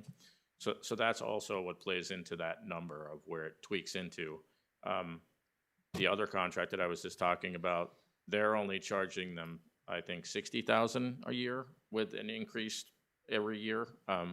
They have a 5-year contract written out with the increases. Now, what happens when insurance companies don't pay the fee that they come in because they say it's out of network or whatever excuse they might come up with? How's that work? We do have a couple of non-pays. Then what we do is if their insurance company won't pay for it, the billing company sends them the bill and then goes after them and then, puts it on And their after credit they report. send out the bill twice, what happens? Yeah, so if they don't do it, what we came up with where I came from, which worked really well, and he actually liked that idea when I talked to him about it, when we were talking about all this, is we will offer them a payment plan. We will say that if you can't afford to pay this bill and your insurance company isn't paying it, and you pay me $20 a month until you pay it off, we're solid. We're gold. And a lot of people jump on that. They're like, are you serious? And I'm like, yeah, if this is all you can afford because you're struggling, then you just pay me $20 a month until you pay off the bill, and then we don't send it to the credit and put you in a bad position. So, And- Chief, and we had a lot of success with that. I think, I don't want to speak for the board, but I do think that it's important that you send a message back to Fremont that we're intrigued and that there's more data collection that needs to happen. We need to look over the Financials. contract and everything. And, so it's not a no. We're intrigued. We want to look at it further and come up with a decision. However we come up with that decision, it's going to be on us. But, so, I know Fremont is looking for an answer for us. We're not ready to give that answer yet, but it's not a no. We're intrigued. We Let's need look to at it. explore it some more. And the other thing I would do we have a is, due diligence requirement and, to, Sure. it's And I not would something also- on the yeah. initial presentation that I could, say, oh, yes, absolutely. I think we have a due diligence requirement and need to do our homework. And then I would like to have, since we have a lot of people here from the public, I'd like to get some public input too, to get their thoughts and processes on it. Good idea. We'll open it up to the floor for questions Or comments. or comments. Thank you, Chief. Thank you. Anybody want to come up?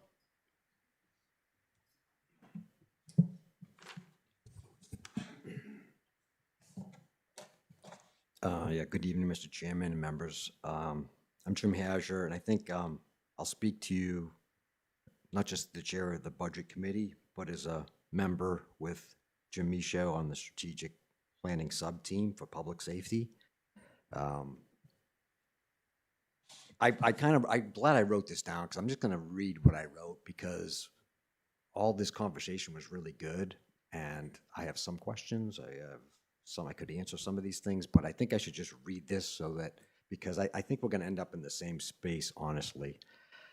I respect Chief Olson's proactive approach to this regional emergency trend, and I'm here to urge the board to just pause the button, which it sounds like you have, on an immediate agreement regarding taking over Fremont's EMS coverage.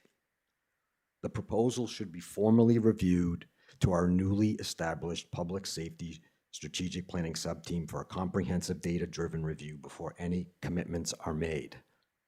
Fremont has historically operated a system with, I believe, 0 full-time fire or EMS staff.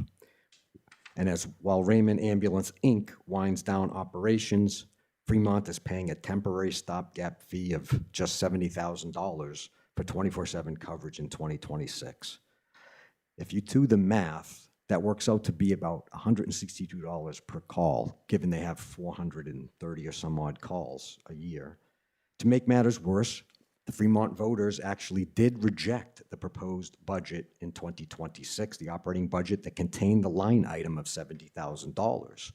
Because of that, they're on a default budget, and they're going to be forced, they have to strip out the money from obviously other places in the 2026 budget to pay for the ambulance service.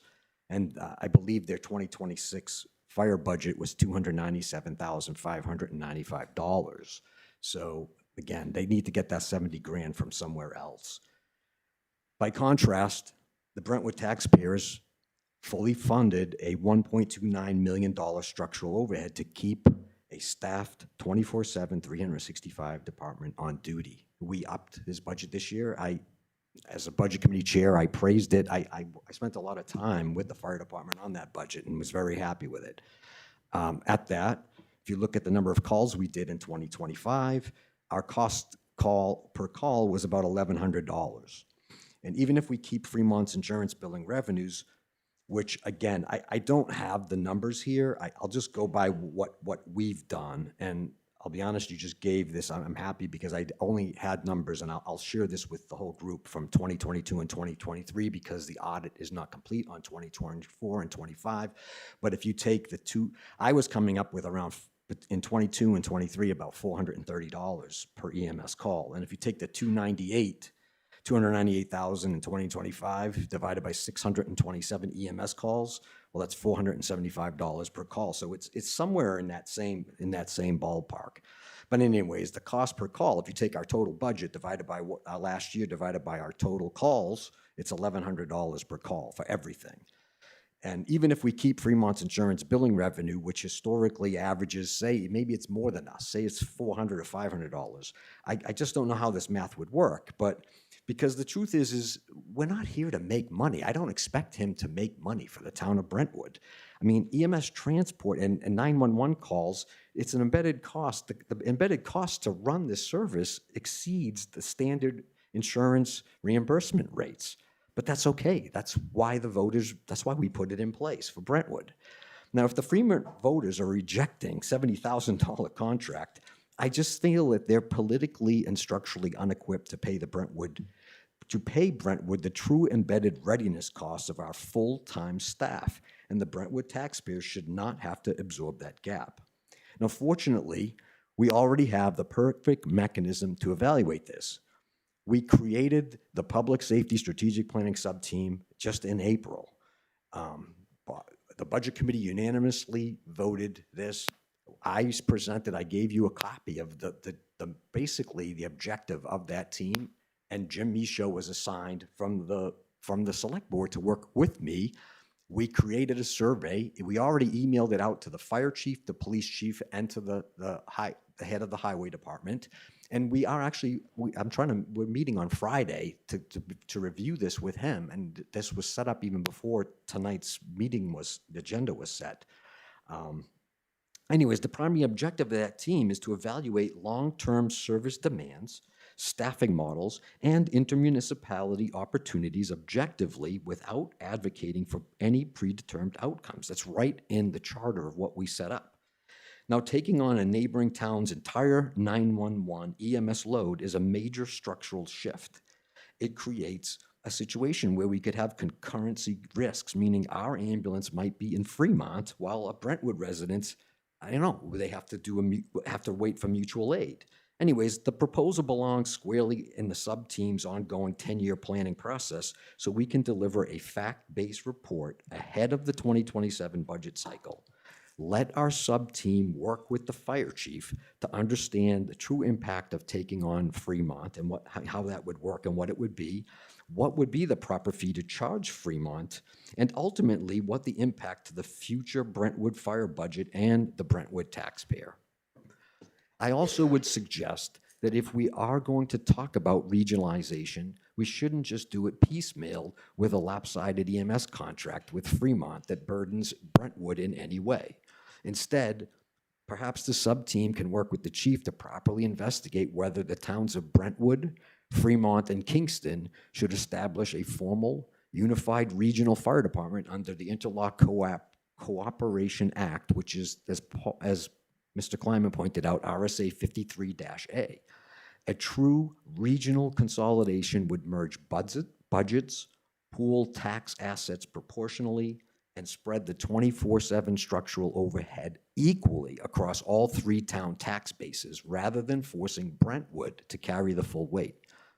I just respectfully request the Select Board pass a motion tonight directing the fire chief to provide the necessary operational data to the public safety team and work with us to vet through this before any municipal agreements are drafted. Again, sir, I wrote this before knowing what the chief was going to present. I had not met with him. We just had scheduled a meeting.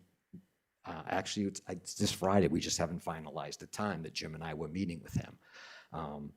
So that's all I have to say. I think this is the path you actually were talking about, so I'm really happy about that.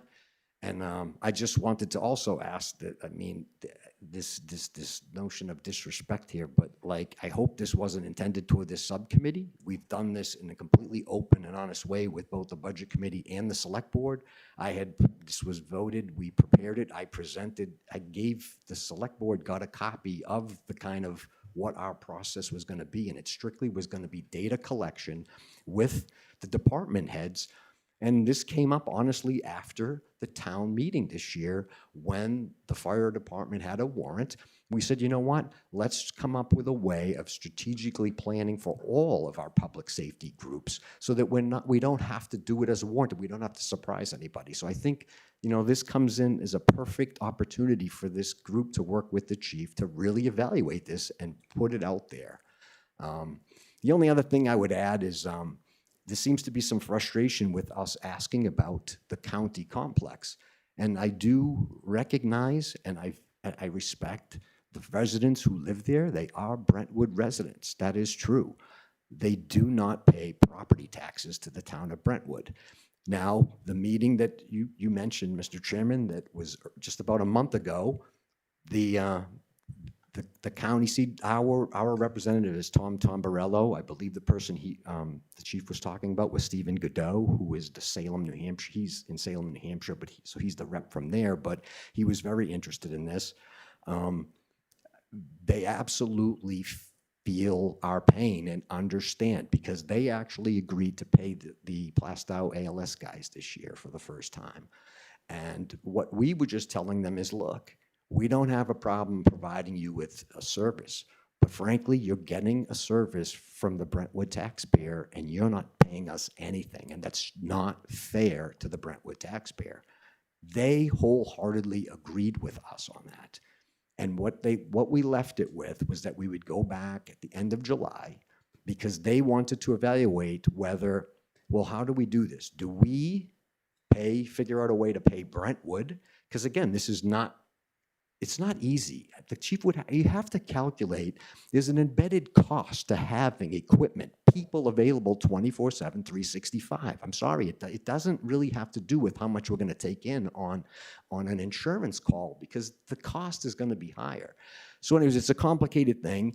And I mean, we also discussed, like, why not just, if they had a private contract, went an RFP to one of the numerous companies that are out there, a private ambulance EMS service to be their 911 provider, then that they could have their people who technically are residents of Brentwood, but they're in a county complex, whether it be a prison, whether it be a nursing home, whether it be a rehab bed in that new building. That's their business. And the cost of doing that service would be spread out across all of the members of the county. And frankly, they have a really, really good system for sending out an equitable tax burden on all of us. They use equalized values. So they were also interested in looking at that. I'll just sort out that there's a lot of things there. I would love to talk more about this with the chief and put together a kind of a comprehensive package with him that would then go to the select board, since this would be your decision to make. Thank you for your time. Yeah, and I'll just follow up as well and say that, you know, it is a complex thing, but what we're trying to do is think of the future And we cannot figure out the future without knowing where we are now. So where we are, where we want to go, and then we have to figure out how to get there, right? So that's why the data collection comes in, and that's why this is an important thing.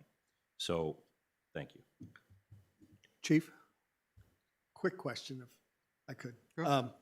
So what happens to Fremont if like this lifeline, in a sense, that we've, potentially put out there, assuming, we ultimately agree with this, what happens if we don't, and to Fremont? The state of New Hampshire created this new study that's going to be going on for a couple of years, and in the process of that, they created something that is going to create heartburn for a lot of towns that are smaller. EMS is now an essential service in the state of New Hampshire, just like fire was. It has never been that prior, but because of this study that they're doing and adding the revenue to see how it's going to go, all towns have to provide an EMS service in some way, shape, or form, whether they want to or not. Okay, so, I mean, it sounds like if, that ends up becoming a mandate, if you will, that's gonna Yes. put a significant burden upon. So private EMS is not going to come here. Private EMS has failed. Rockingham Ambulance failed here. AMR failed here. Right, but my point is, if that kind of mandate is gonna put a significant burden on a town like Fremont, which we're otherwise able to handle Yep. ourselves, I mean, maybe they should be thinking about. They are doing a study Yeah, to maybe they should, see. yeah, maybe but they should. It But is. my ultimate point is maybe they should be thinking about a price that Yep. is even greater than, this contract price, given, what they may ultimately be facing as a mandate. Just So just their putting it out there. Their study is to figure out, can we come up with 1.2 million to 1.5 million to start an ambulance service? Can we acquire the people to actually run the ambulance service? So 90,000 sounds like quite a bargain at the end of the day. If It's we're a solid, comparing it to it's that. a solid starting number, in my opinion. I'm not going to argue that, if you guys want to charge more, I mean, I'm not going to say that they're going to be able to sell it ultimately. I'm not saying they shouldn't, but Okay. in the end, I mean, like I said, I sat down, I looked at it from the perspective of, how I did it, where I came from for 13 years and never had a problem ultimately. And I sat down and I looked at all the numbers and I looked at everything and I said, where would we be okay doing it conservatively, not being able to get real Yeah, I numbers get it. because of the new billing I get that's going to progress. So it'll actually be larger. And like Mr. Hajar said, we're not really supposed to be doing this to make money. So Well, if not as it pertains to Brentwood. Yeah, but, yes, if we're but- talking about, then true, but bringing on another town. yes, but I also don't want to make tons of money off of them just because, right? We can, and if that's how you want to do it, then so be it. Then that's what we do, right? I mean, nothing I can do about that. No, but my ultimately. point is that if they're facing a mandate that might cost them, 7 figures, and we're talking about $90,000, it's just it's a factor. It's a How does- consideration. How does it work if you said that the state's doing some study? I don't know when they started it, when they plan on having it It's a end. 2-year study that they're doing to make sure that ambulances are being funded correctly, because they know that ambulance services are being underfunded in the fire service and in private. So if they mandate it and we pick up Fremont, what if they feel that Fremont should have a bigger ambulance service? Do they then have to create one, or how's that work? Well, like I said, if we have an out clause also, like if we don't want to do it anymore, just like Raymond, they pretty much told them, hey, we're not providing you EMS service anymore. You're going to have to find it someplace. So we have an escape clause. Yes. So there's an out clause. Obviously, it would be like 90, maybe 3-4 months, just so that or even 6 months, to make them feel comfortable, so that they have more than enough time to get their stuff together and find somebody else to help them out. I'm not really sure what that number should be, but we'd have to look into that. But there would, absolutely, we would put an out clause. When And they does, would want one too. If when's they- the if their study comes supposed to in. be done by the state if they It's a started it? 2-year study, When did they start it? this year. Okay. And everybody has been signing all the insurance contracts with all the major insurance companies to start getting the new funding. So that's all starting to take effect, but it hasn't quite yet for us. We have still paperwork that we have to fill out, and so do most other towns and cities. Okay. So that's why it's a little more complicated, because all the pay matrix and mix is gonna shift to higher ultimately, but I just don't know how much higher.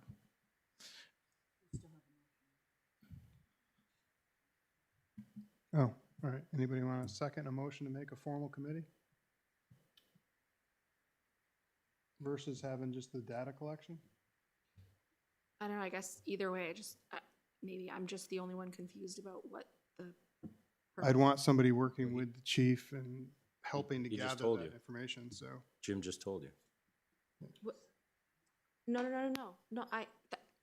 that's the same thing that Bob's talking about, because it sounds like that's a different thing than what Bob was. Originally, they were just doing, Jim and Jim were doing data collection so they could bring information to see how we move forward with getting the staff that the chief was seeking, that we didn't get approval at the But we town can meeting. certainly help him with And this would be beneficial because this would kind of encapsulate all that in that discussion.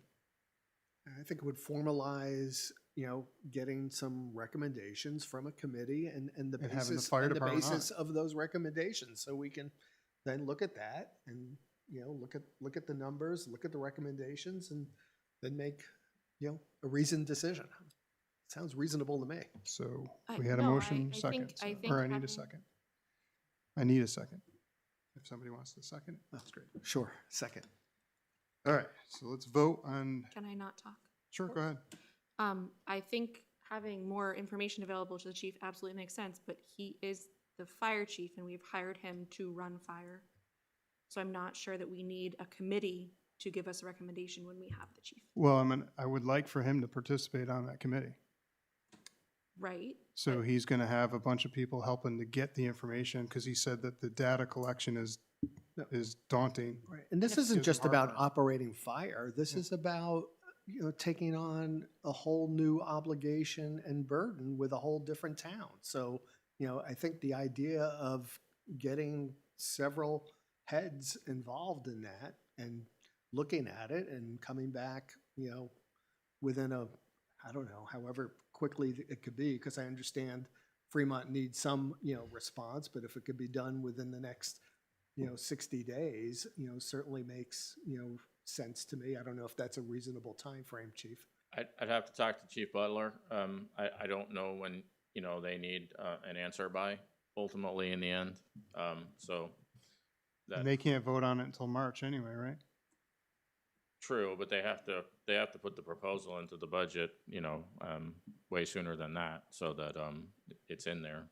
Yeah, I think the budget season will start probably around September, so if it gives 60 days, 2 months for them to do to do your due diligence, and then come back and report what the committee's found, and Jim will be on that, so that he could give his updates and everything else as we move forward, that would be worthwhile. Yeah, I mean, it just, he's gonna have to have a contingency plan in case it doesn't work out also, so that's what I see creating the problem ultimately.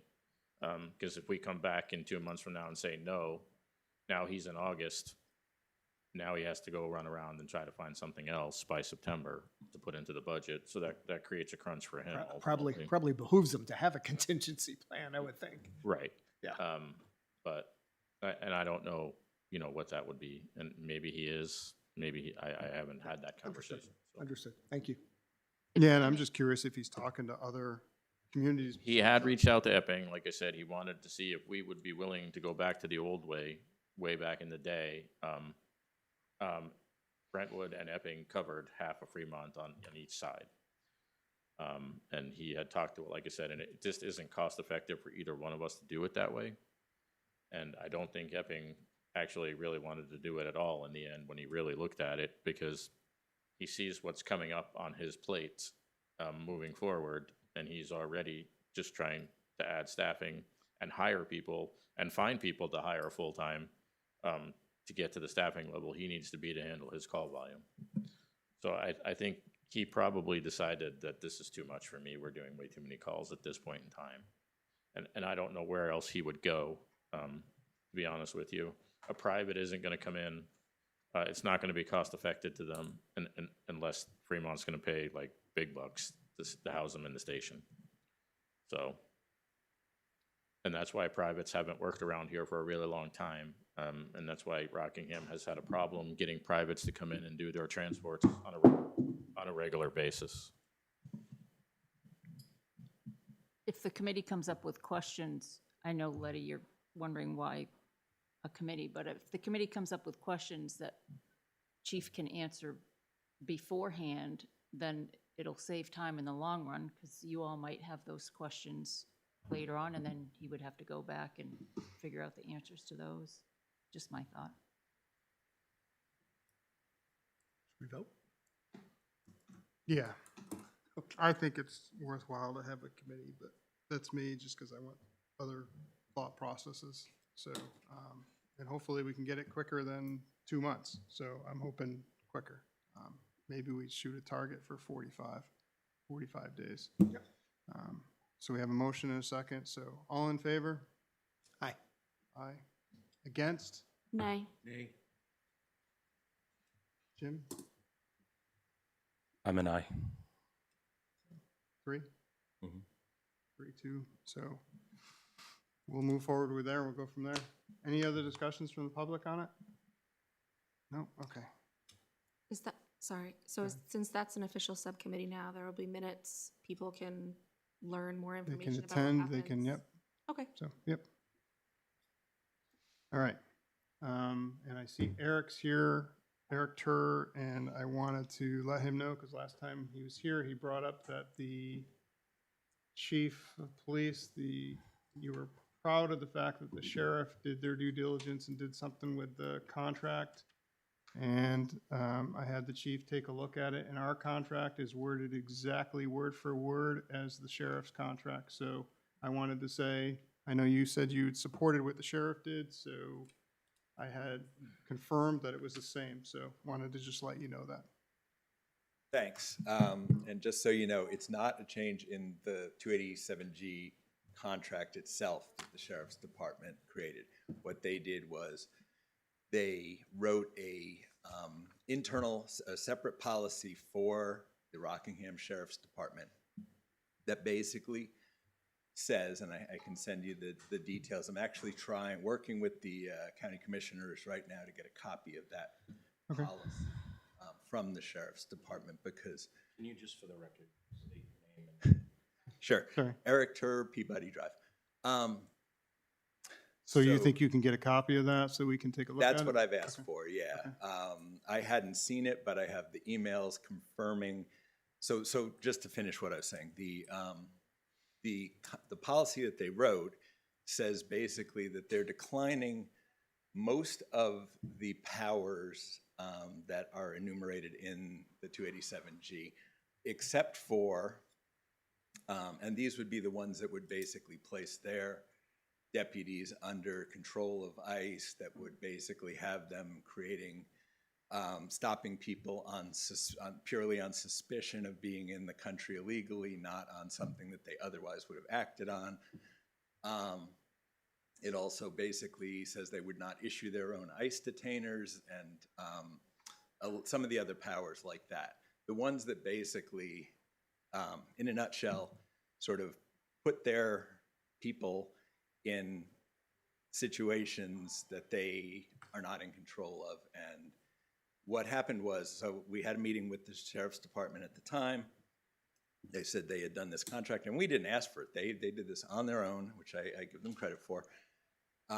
Said basically, so, you know, how are you going to get confirmation from ICE that they are on board with this? And so what they said was they had submitted the policy to ICE and essentially said, you know, we want acknowledgement that you're going to accept, you know, these terms, and apparently they did. And so what would happen is if ICE were to come and ask for one of these services that they're not agreeing to do, they basically would decline that service. And if ICE did not agree that they would not participate, then they would withdraw from the ICE agreement.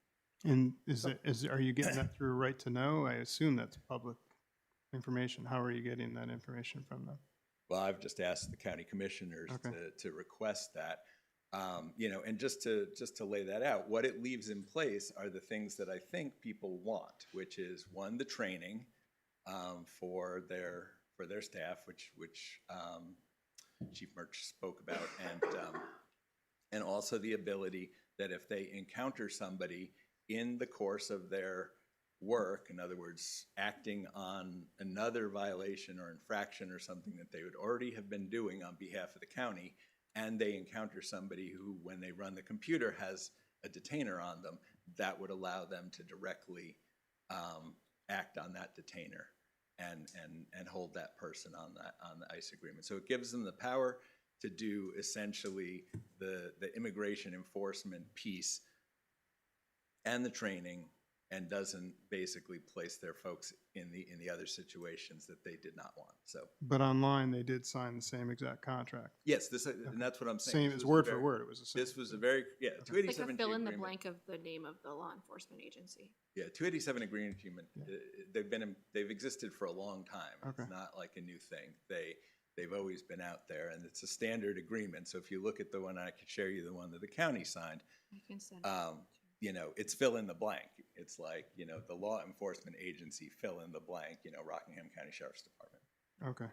So, yeah, so it was a creative, I thought, workaround that basically got them the powers that they wanted, but not the pieces that they were uncomfortable with. Could you, when you And I'm ask, speaking for them, so I should acknowledge that, I'm paraphrasing my understanding of why they did what they did and how they did what they did. But nobody's seen that yet, right? You haven't seen it yet.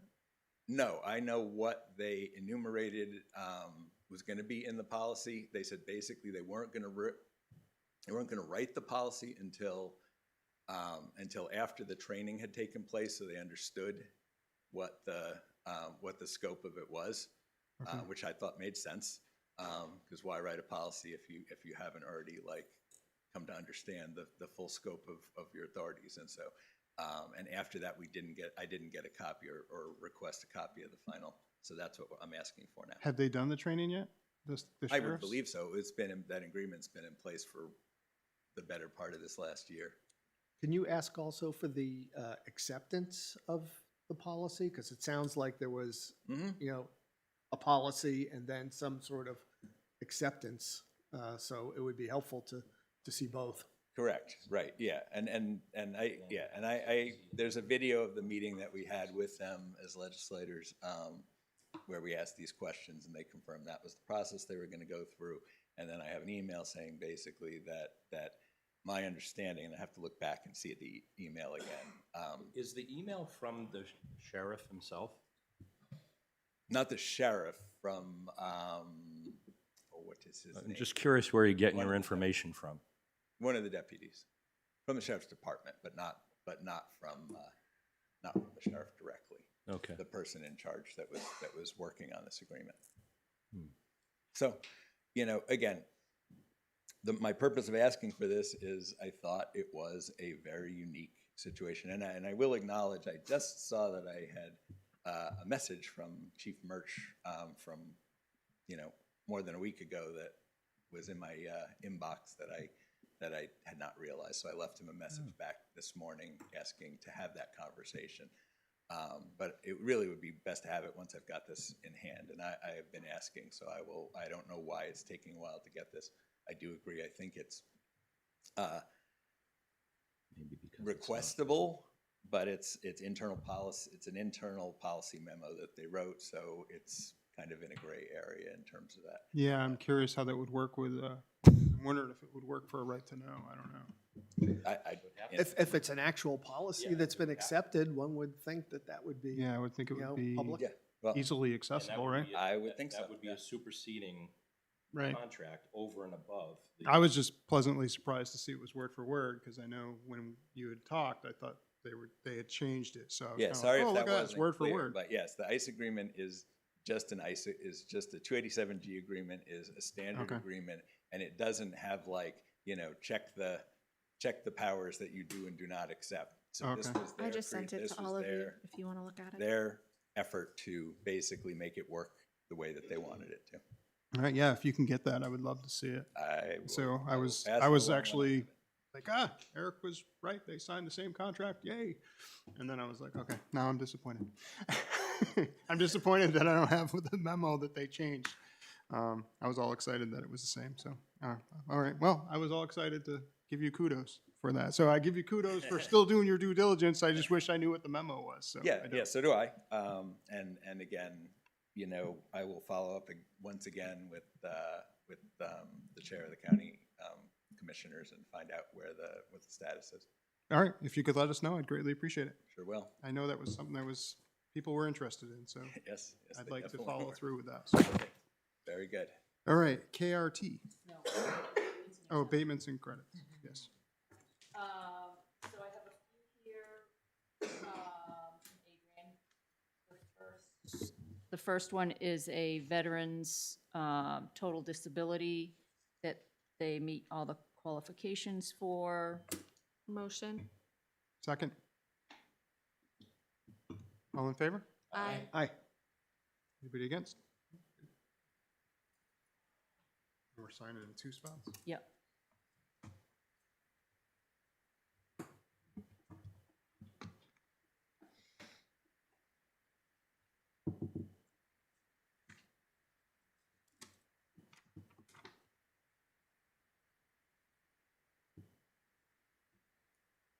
When you sign it on this one, just make sure you sign where your name is. Because it's printed. I have an abatement for $375 for a resident whose veteran's credit did not convert over.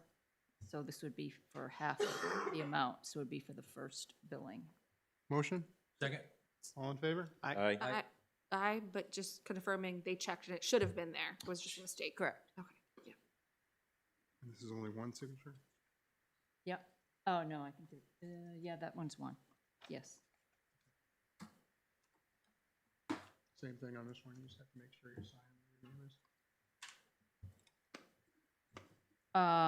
This is an abatement of $46 for a property that was granted to the Town of Brentwood to be kept in conservation in perpetuity, and the transfer was not putting the assessing system before the bills were created, so it's for $46. Motion? Second. All in favor? Aye. Aye.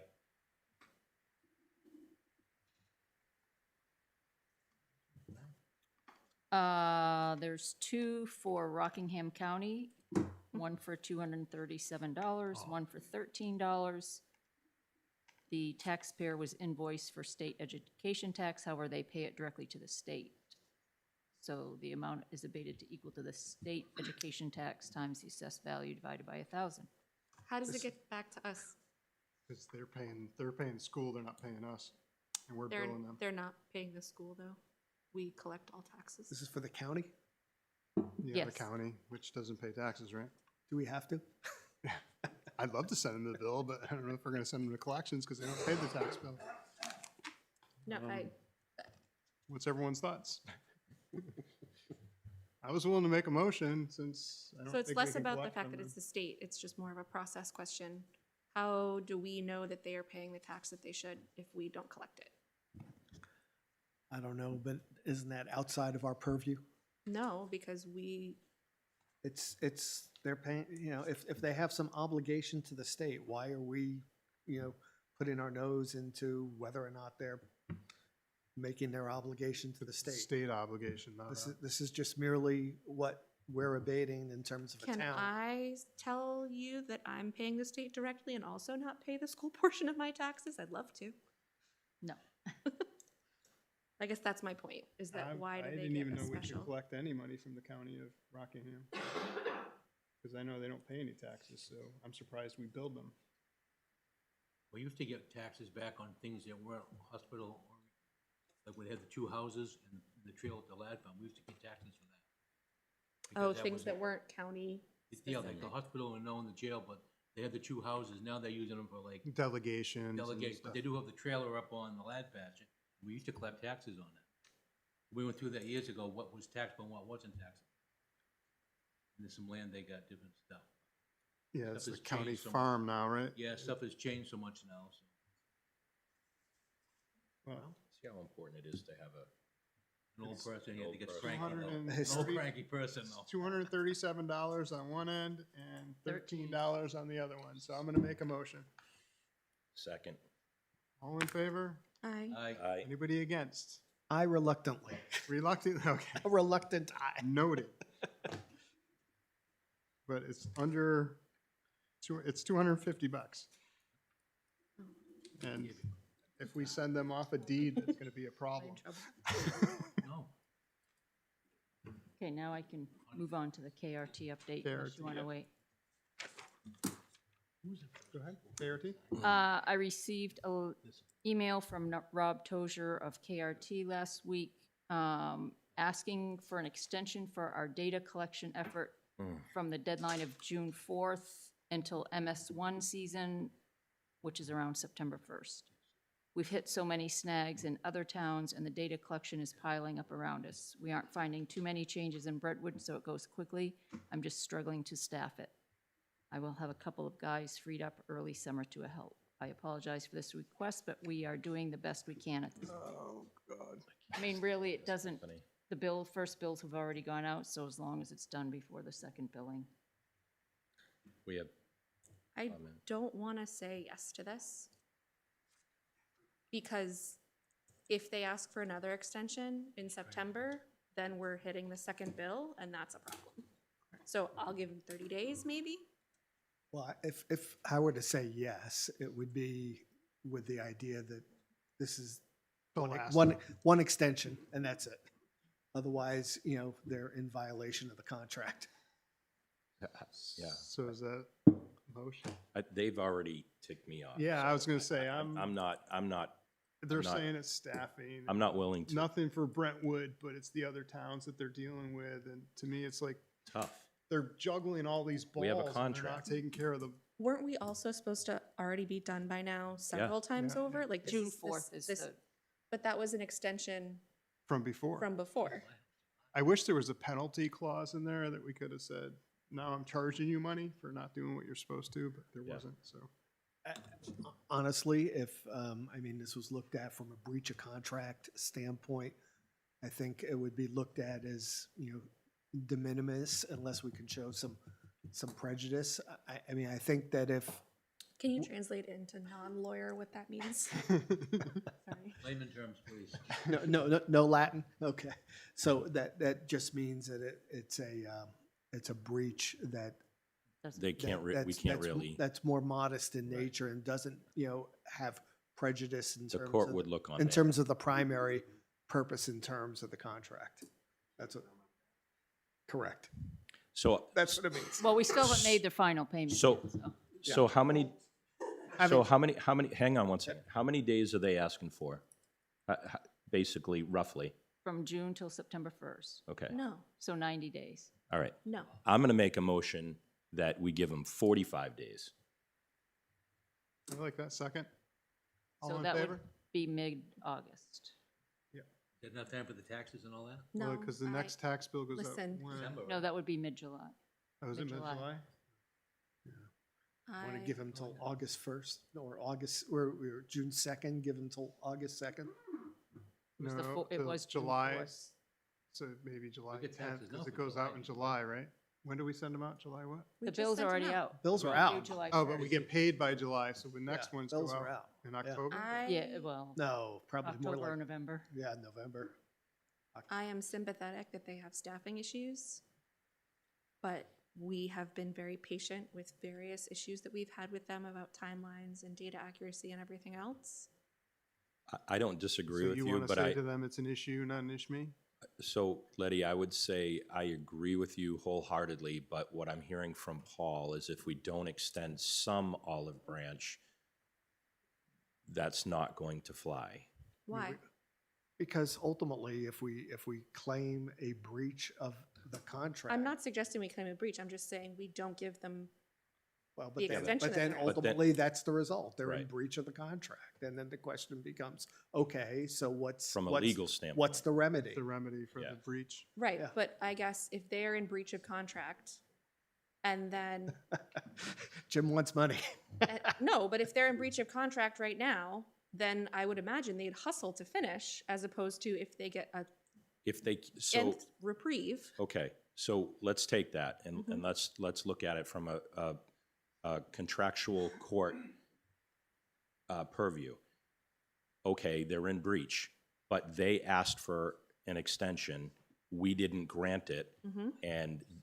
And therefore, the court is going to look at it and say, look, they asked, they knew, they asked, and you didn't at least give some type of Concession. I'll give them concession. 30 days. I'll give them to the beginning of July. And they could, if they're able to show some reasonable hardship. How you know. much, do you know how much they've done?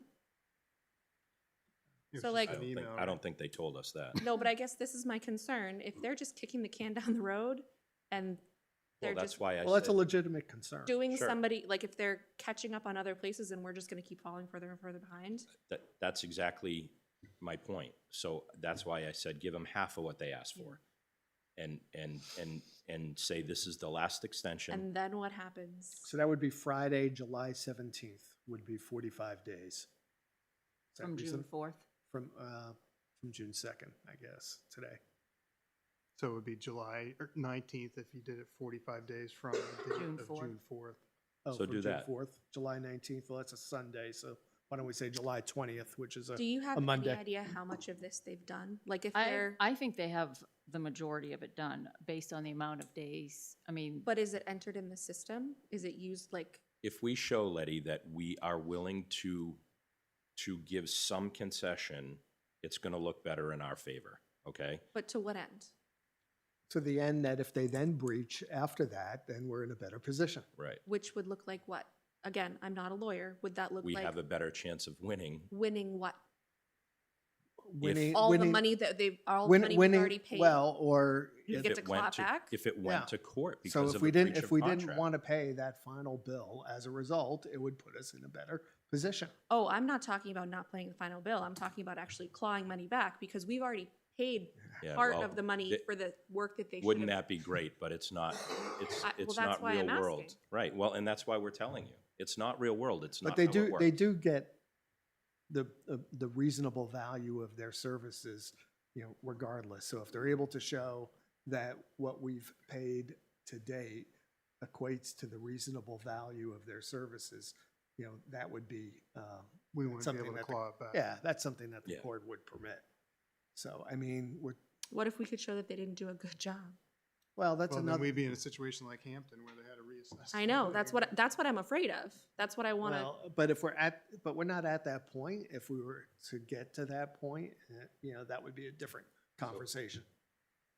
We have a motion on the floor for Mhm. July 19th, Or 20th, which is a Monday. 20th. who made that motion? I did. In a second.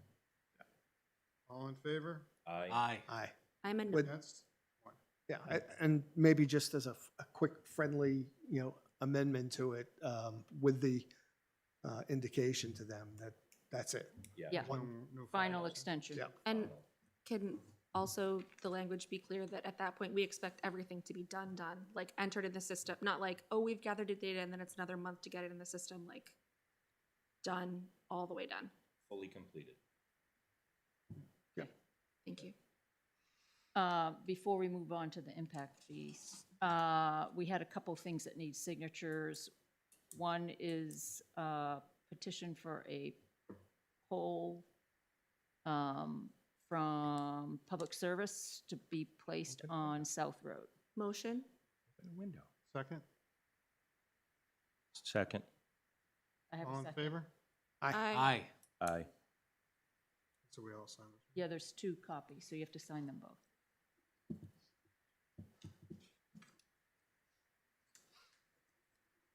And actually, the M&T Bank thing, I now have the answer to. So, Oh, Oh, good. could you share the class? Linda brought in. It's, I believe has something to do with the library funds that they get from the trustees of the trust funds. What? One of my trustees was at, this is from Janice, one of my trustees was at the bank, M&T, to begin the process of changing signatories. The employee brought up that there was an inquiry from the town about the bank statements held at the town. The bank statements for the library accounts, regular and separate. I get them electronically each month from the bank. My account reconciliations are up to date and accurate, so I think you might have the physical copies sent from the bank. So those are the accounts that they use to hold the quarterly payments in between when we give them money? So they have their own, yeah, so they have their own bank, and I knew that Linda said there was like $30,000, I think. That would kind of make sense with the quarterly payment, right? So we don't need to sign that. Okay, perfect. Could we just add library on that account somewhere so that, Well, I think it's the only one we get from M&T. yes, but Still, Yeah, we should know. for who that future, is, yeah, yeah, good idea. I think that was one of the things that Linda ran into, is she didn't know, she got these statements, but didn't know why we have $30,000 sitting in an account somewhere. Okay, moving on to impact fees. I have them all reconciled through 2025. I did find errors going back to the spreadsheets that were done like back in I think it started in 2016, so I rolled those forward. It's a very lengthy spreadsheet, so it's a few pages long, but you can take a copy of each of those. One is the receipts that come in, who they come in from, where they're dispersed to. You will see the items in red on there. You want me to read this? Look how small it is. I know, sorry. Your arm's gotta get longer. You may You need a didn't warn me I needed to bring my glasses. You may need a magnifying glass. You can bring it home and study it. You don't All have to right, study here. thank you. The ones in red, I'll on the, hold yours, you hold mine. on the big page, are ones that were collected in 2025, but had not been dispersed yet. So I've given that to Linda to disperse, so that should be taking place if it hasn't already. I think she has it perhaps on her to-do list for tomorrow. sorry, when you say dispersed, what does that? Or I should say distributed to the different departments. Okay, so the money came into the town, but it hasn't been split. It's sitting in the general fund and it hasn't been distributed out of the general fund. Okay, And I know there were questions on the spreadsheet that the former treasurer had provided with some capital reserve questions. Those are, if you look at the page with the yellow, which is the disbursements out of the funds, has yellow highlights at the top. this one? On the notes section, which is in the far left, there is, I should have put them in a certain color, but like the fourth column down or something, there's $15,234 from the rec that should have been paid directly from a capital reserve fund, and was reimbursed in 2026. It's gonna get reimbursed in 2026. So that we never did receive. We never asked the trustees of the trust funds for the payment. So that needs to get asked for reimbursement, and then that would get put back into the rec department impact fee fund. It was erroneously paid out of the impact fee. It should have come out of the capital reserves. Okay, it looks like one of them, Yep. it was done correctly, so it was Yes. just the one. So there's that one, yes. The one for 30,931.12, also for rec. We did get the money from the trustees, but it has not been put back in to the impact fee account. So that's got to go in. And then there's another small one, the $901.09 was also due under the town office, and that we did collect, but has not been put back in So here. given, I saw that you had the trustees of the trust fund report earlier, do you have an idea, I don't know when that report was run, do you have an idea? February. So with these new adjustments, do you have a ballpark idea how much is left in that maintenance fund? Not right now. I'll get that for Okay. you for the next time. Thank you. And then I'm gonna hand out where, Bigger print. Good. where all of the accounts are to date, what money is left to be dispersed or distributed, not distributed, dispersed. Money that we collected and we have the 6-year window on. Right now, all monies have been spent through 2021, that were collected through 2021. In 2022, there's just the ones there with money at the bottom. So there's $16,924 left from money collected in 2022 for the town office that needs to be spent before 2028. There's 22,000 and change for the rec and 5,500 for the fire department that was collected in 2022 that would need to be spent by 2028. Does that all make sense? It does, and so, you know, I think the bottom line, as I'm understanding this, is that anything behind that, meaning prior to that, has already been spent, and therefore, you know, we're in compliance in terms of the 6-year window, correct? Right, Yeah, correct. good. Okay, so I think that's good news. Yes. Yeah, that's great. It is good news, and I want to commend Julie. I know this was a massive undertaking, and you really put a lot of time, even your own time, into this, and I really commend you, and I'm sure I speak for the town when I say that we truly appreciate that. Yes, thank you. This is awesome. Well, for someone who likes working with numbers, it would be a fun project if you weren't under the gun to get it done. You mean you didn't have fun? No. Oh, okay. Any questions on any of this? I have a copy for you. I will give you after. Yeah, thank you. I just want to follow up on what Jamisho said. This issue, Jim Hazard, Chair Brentwood Municipal Budget Committee, this actually was brought up to the former chair in October, asking about impact fees, and we agreed that we would table that until we got past our budget cycle, and I thought that was a really good idea. And now I know it was a good idea because, you know, we brought it back up in April at our budget committee meeting. I can't thank you enough for doing this. You and the treasurer, I know, have worked really hard on this, and I really appreciate it on behalf of the town and the budget committee, everyone. It was a huge undertaking, a lot of years of data that you had to go through. I'm glad, as everyone is saying, that we don't have any issues with the 6-year aging clause. And I just, again, I'm really thank you for all you've done, and I think you've really set us up in a situation where now we hopefully have a procedure for people to look at this going forward. As I heard the treasurer say, she'll be reporting monthly. Thank you, thank you, thank you. Yeah, I haven't reviewed this with her yet or sent her the spreadsheet to work on, but I'm going to do that and go over it with her tomorrow, and she will be at your meeting tomorrow night. Awesome. I will not. Yeah, no, and listen, that's total. It's just gonna be so awesome for the town that this is all resolved and that we have our hands on it and we have people who are now gonna be managing it. Thank you so much. I'm going to make a motion that we give Julie 2 extra months rent-free in that office. Thanks. Actually, we can pay her to be in that office. There you go. All right, yeah. I'd be for that.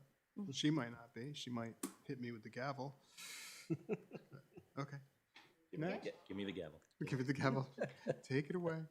All right. Can I ask a question about Yeah. impact fees, just since we're talking about them? The other part about like when we collect them and how we know to collect them? Like I saw in the blue folder today that there are 3 residences that we would need to collect an impact fee for. So like, do we have a process for notifying those people what the amount is, collecting it? Doesn't the planning board works with them when they Well, pull permits and stuff? Chuck. Yeah, Chuck Chuck does. ultimately. So they pull permits and then they go to him, and he tells them the fees that they have to do, right? So is that recorded? I know that the report that we get is probably not all of the information in the system, but there's some notification that they get. Do you want something added on there if he can about that? I don't know a lot about permits, but I guess if, like, there's one for an ADU, so I don't know if there's an occupancy. I don't know what, I can is there a find out. place on the form that says I'll find out from him if there's a place that he can put that on there. that, so that when they That pick there's- up their permit, they Yeah. know that they're gonna owe us? Right, and that you guys will see that that's how much is being collected. Yeah. I remember years ago, Dave might remember it, where we did, remember we had somebody that was doing an ADU and they had already owned a house and they had to come back before us, the select board, for, due to the impact fees, because they had already paid them on a house that they just built. Yeah, I can't remember that. And they're yeah. putting an ADU and there was some process that they knew they had to pay it. So I The don't know last one who I- gives them the invoice on it, but That's what, I guess that's what I'm asking. yeah. Who gives them the invoice? If it's the one I'm thinking about, they wanted to not pay the school portion of the impact fee because they were intending to use it for their in-laws or whatever. But our ordinances specifically call out ADUs as this, because it's a separate residence, it's a Yeah. separate domicile. Yeah, I remember that one. I think it was on Hague or Lake Road. One of those. I mean, is there an actual invoice that's issued? I don't, Two houses, I don't know if there's an Yeah, and they're actual. 98. connected. Yeah. I think it's 98. it's just a process. Yeah, Yeah, okay. I'll find out Having the a details. process that is independent of any specific person would be lovely. Yeah, who gives the bill? But I remember we had to talk about like the fees and because they were retired and they weren't gonna have any kids going to the school, so I think we waived the school portion or something like that, so. All right, old business. What do we got? Anything? Anything? I'm working on a deed that I hope to have completed for the Bruce Stevens donation of a portion of his property to the town, which we are hoping will become a cemetery, but if not a cemetery, then for agricultural and/or recreational purposes. So, I'm dying to find out. okay. How's it He's gonna killing, work? he's killing it. Wait to tell you Your about it. problem? Well, that's where the cemetery trustees, I think, are going to be speaking to the town of Kingston and seeing if they can get, some approval. And the hope would be, That's why, that- a maybe. yeah, that would be the case. I think it's more than a maybe, but we'll see. I think also, Julie, that Jillian is having the folks come in for the easement on the Poor Farm Cemetery. Yeah. Yeah.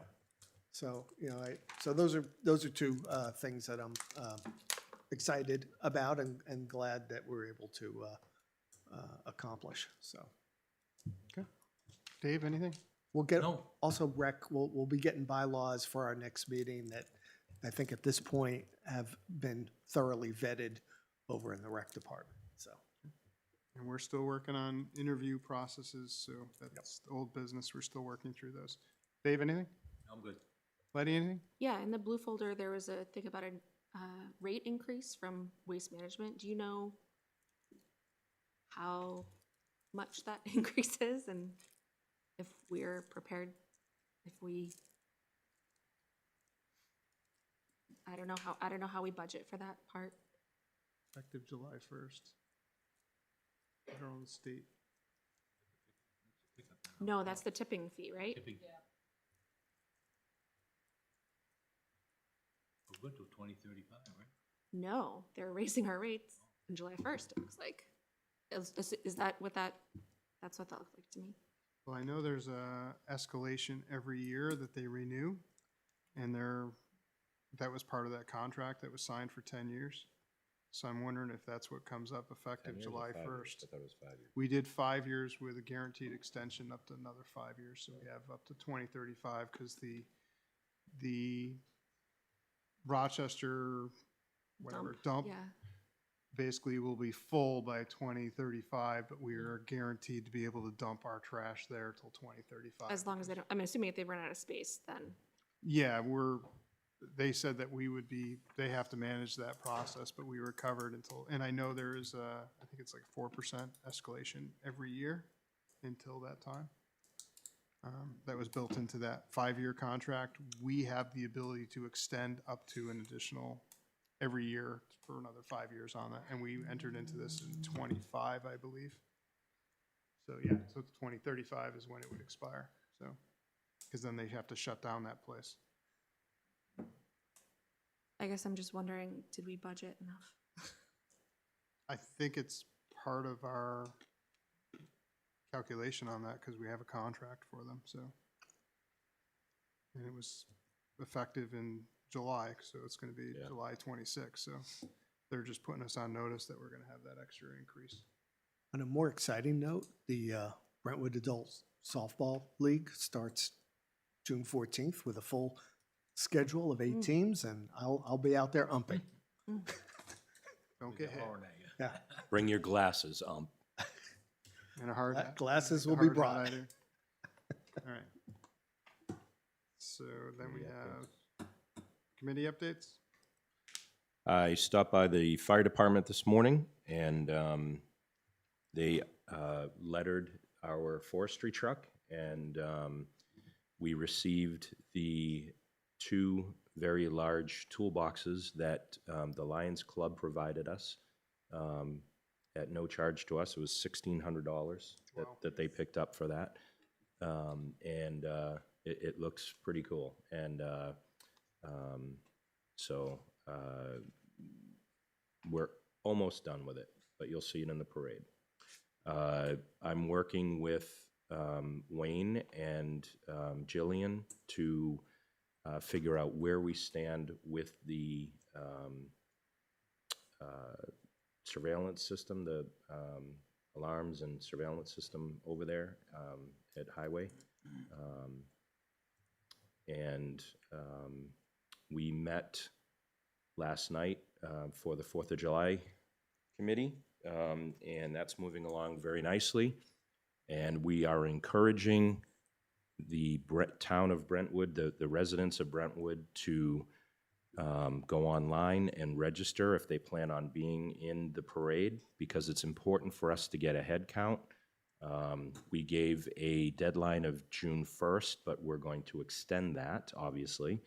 But we really would like to get people signed up if they plan on being in the parade. Kids, adults, groups.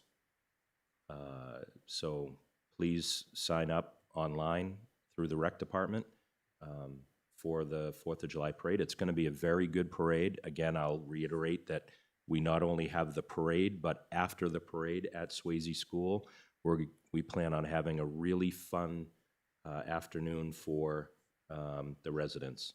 There'll be all kinds of games and awards and food trucks, and we have Lindy's, we have Goody Coles.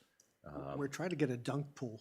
We're trying to get a dunk pool. The chief of police already said that he would go in.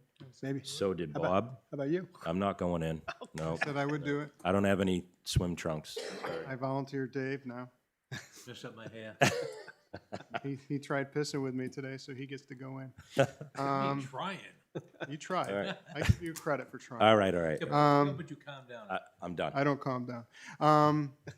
And on top of that, I know I had to go down there. I went and signed up at the rec for 3 different Jeep groups to participate. I think I have 18 Jeeps so far that have agreed to come for that. So, but you never know, because at the last minute, people do change their minds. But I do have definitely some. encourage that we get some groups, because I was told only 2 groups have signed up so far. So please come down and fill out the forms for the rec. Yep. It's important so we know how many we need for people to direct traffic and all that other stuff. We're going to have New England Dragway have some display dragsters and race cars there. I'll have my car in as well. So And I'll have my dog in his backpack.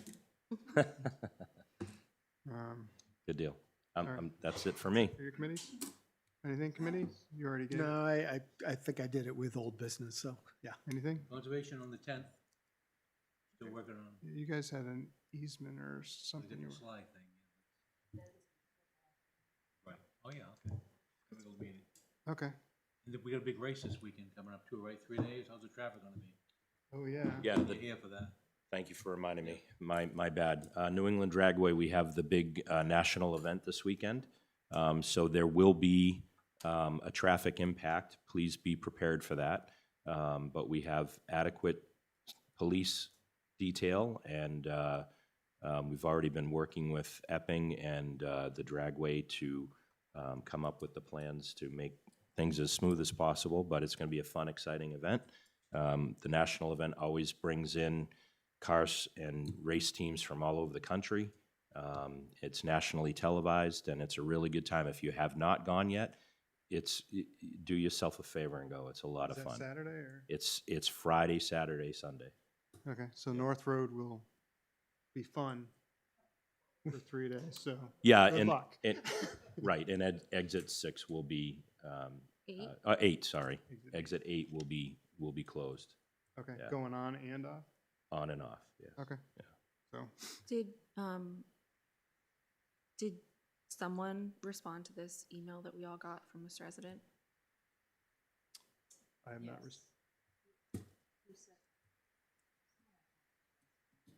Not me. Good one, right? I didn't respond, we can, Oh, she wanted us to read it. Yeah, Yeah, she asked us to read it. let me see if I have I do. You want to read it? it. Yeah, if you have it, that would be great. Sure. This was, I don't know. I just wanted to say I've lived in this town for over 35 years and have never once complained about New England Dragway or the traffic. I bought my house knowing that the Dragway was there. I bought my house knowing that Star Speedway was there. At the time, Sig Arms was not there, but I've become accustomed to the sound and it doesn't bother me. On May 29th, 2026, the 603 diesel season opener occurred, as everyone is aware. I live on a small road off of Route 101 and off of North Road. What? Go a little closer so people can hear you. Okay. Thank you. The traffic was horrendous. The noise of the revving of the engines and the squealing of the tires on North Road and on 101 was disgusting. If I wanted to get out of my road to go to Exeter, I would have had to gone out North Road down to 125, go north on 125, and gotten onto the highway if it was accessible. If there were any medical emergencies or fire apparatus was needed, they could not get down North Road safely because the traffic was at a standstill. The traffic coming down North Road was prohibiting fire apparatus from getting to 101 in a timely manner. There were people walking down North Road with all the traffic. There were people walking down my little road, banging on doors, asking to park in people's yards. I am appalled. When I called the sheriff's department, the man that answered the phone, all his response was, "We are working on it, ma'am." I found him to be rude and disrespectful. I'm sure by that time he had gotten many complaints, but there was no need for that. It used to be that local traffic took precedence over these kind of events. I could not leave my house to go anywhere. I want a response to this letter, and I would like this letter read aloud at the next board meeting. I would like an invitation to the board meeting. Sincerely, longtime resident Nancy Goodwin, 6 Sanborn Way. So if I have a response for that, I did meet with the chief of police today. Yes. Yes, I did meet with the police chief today. He did already meet with the Epping police chief, the head of the New England Dragway, and 603 Diesel event coordinator. They came up with, they noted the deficiencies in traffic and also the event itself, and they came up with what they felt was a good solution between all of them. One of them being that it's not going to be held on a Friday night again, it's going to be held on a Saturday night, and there will be more police detail and so forth. So this event, sometimes what happens with these events, and I've coordinated several large events myself, there are definitely unknowns. This happened to be it fell on a holiday weekend. It was a Friday night, and it was the largest event that 603 Diesel had ever had at New England Dragway. No one could foresee that. We expected it to be just as the other ones were, but this one happened to be bigger for some reason. So it's not going to be held on a holiday weekend again. It's not going to be held on a Friday night. There are things that both police chiefs, the Dragway and the event coordinator discussed and will put in place going forward at any 603 Diesel event. So I want to make sure that the woman who wrote this, as well as the residents of Brentwood, understand that. So they did understand that there were issues and they're being handled. And Chief Murch did meet with her husband today. He stopped by their residence. She wasn't there, but her husband was there. Okay. I just wanted to make, just because she Mhm. requested a response, and I Yep. wanted to make sure that And, somebody. and I hadn't responded to that email because I wanted to bring it up tonight. I didn't want to speak on behalf of the board. No, I know that Bob has said before that Yeah. that's kind of the chair is supposed to take the lead on those. Yeah. So I Yeah. just wanted to make sure it got done. Yep. Yep, good, I'm glad it was addressed, so, perfect. What else we got? That it? That's it Anything for from me. the public? Any, Ready? sure. Betsy Ibbotson, Scrabble Road. First question, you guys were just talking about the dragway. Did anybody receive free tickets to go to the dragway this weekend? Because I know I know it's happened in the past and it's over $10, so just want to remind you, you're not supposed to do that. And then the other thing, I was listening to the Trash Talk committee meeting the other day. Jim, you mentioned something about the contract, that we can't get out of it. Because I know that was a big thing they were talking about. If they don't fund it, then we could get out of the trash contract. And I believe that I heard you say that our attorneys had looked at it and we can't get out of that contract. That is correct. So do we know when they're going to raise prices anymore? After, I mean, I know they could raise it every so often, so does that hit again? There is a clause in there about fuel prices, unfortunately.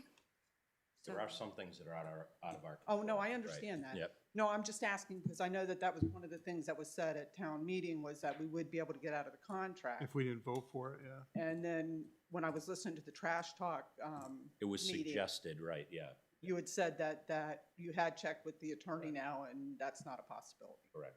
Okay, I just want to make sure. Thank you. Anything else? Oh, go ahead, Dexter.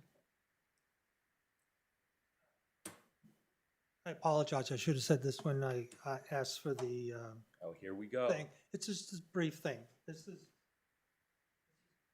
for Paul.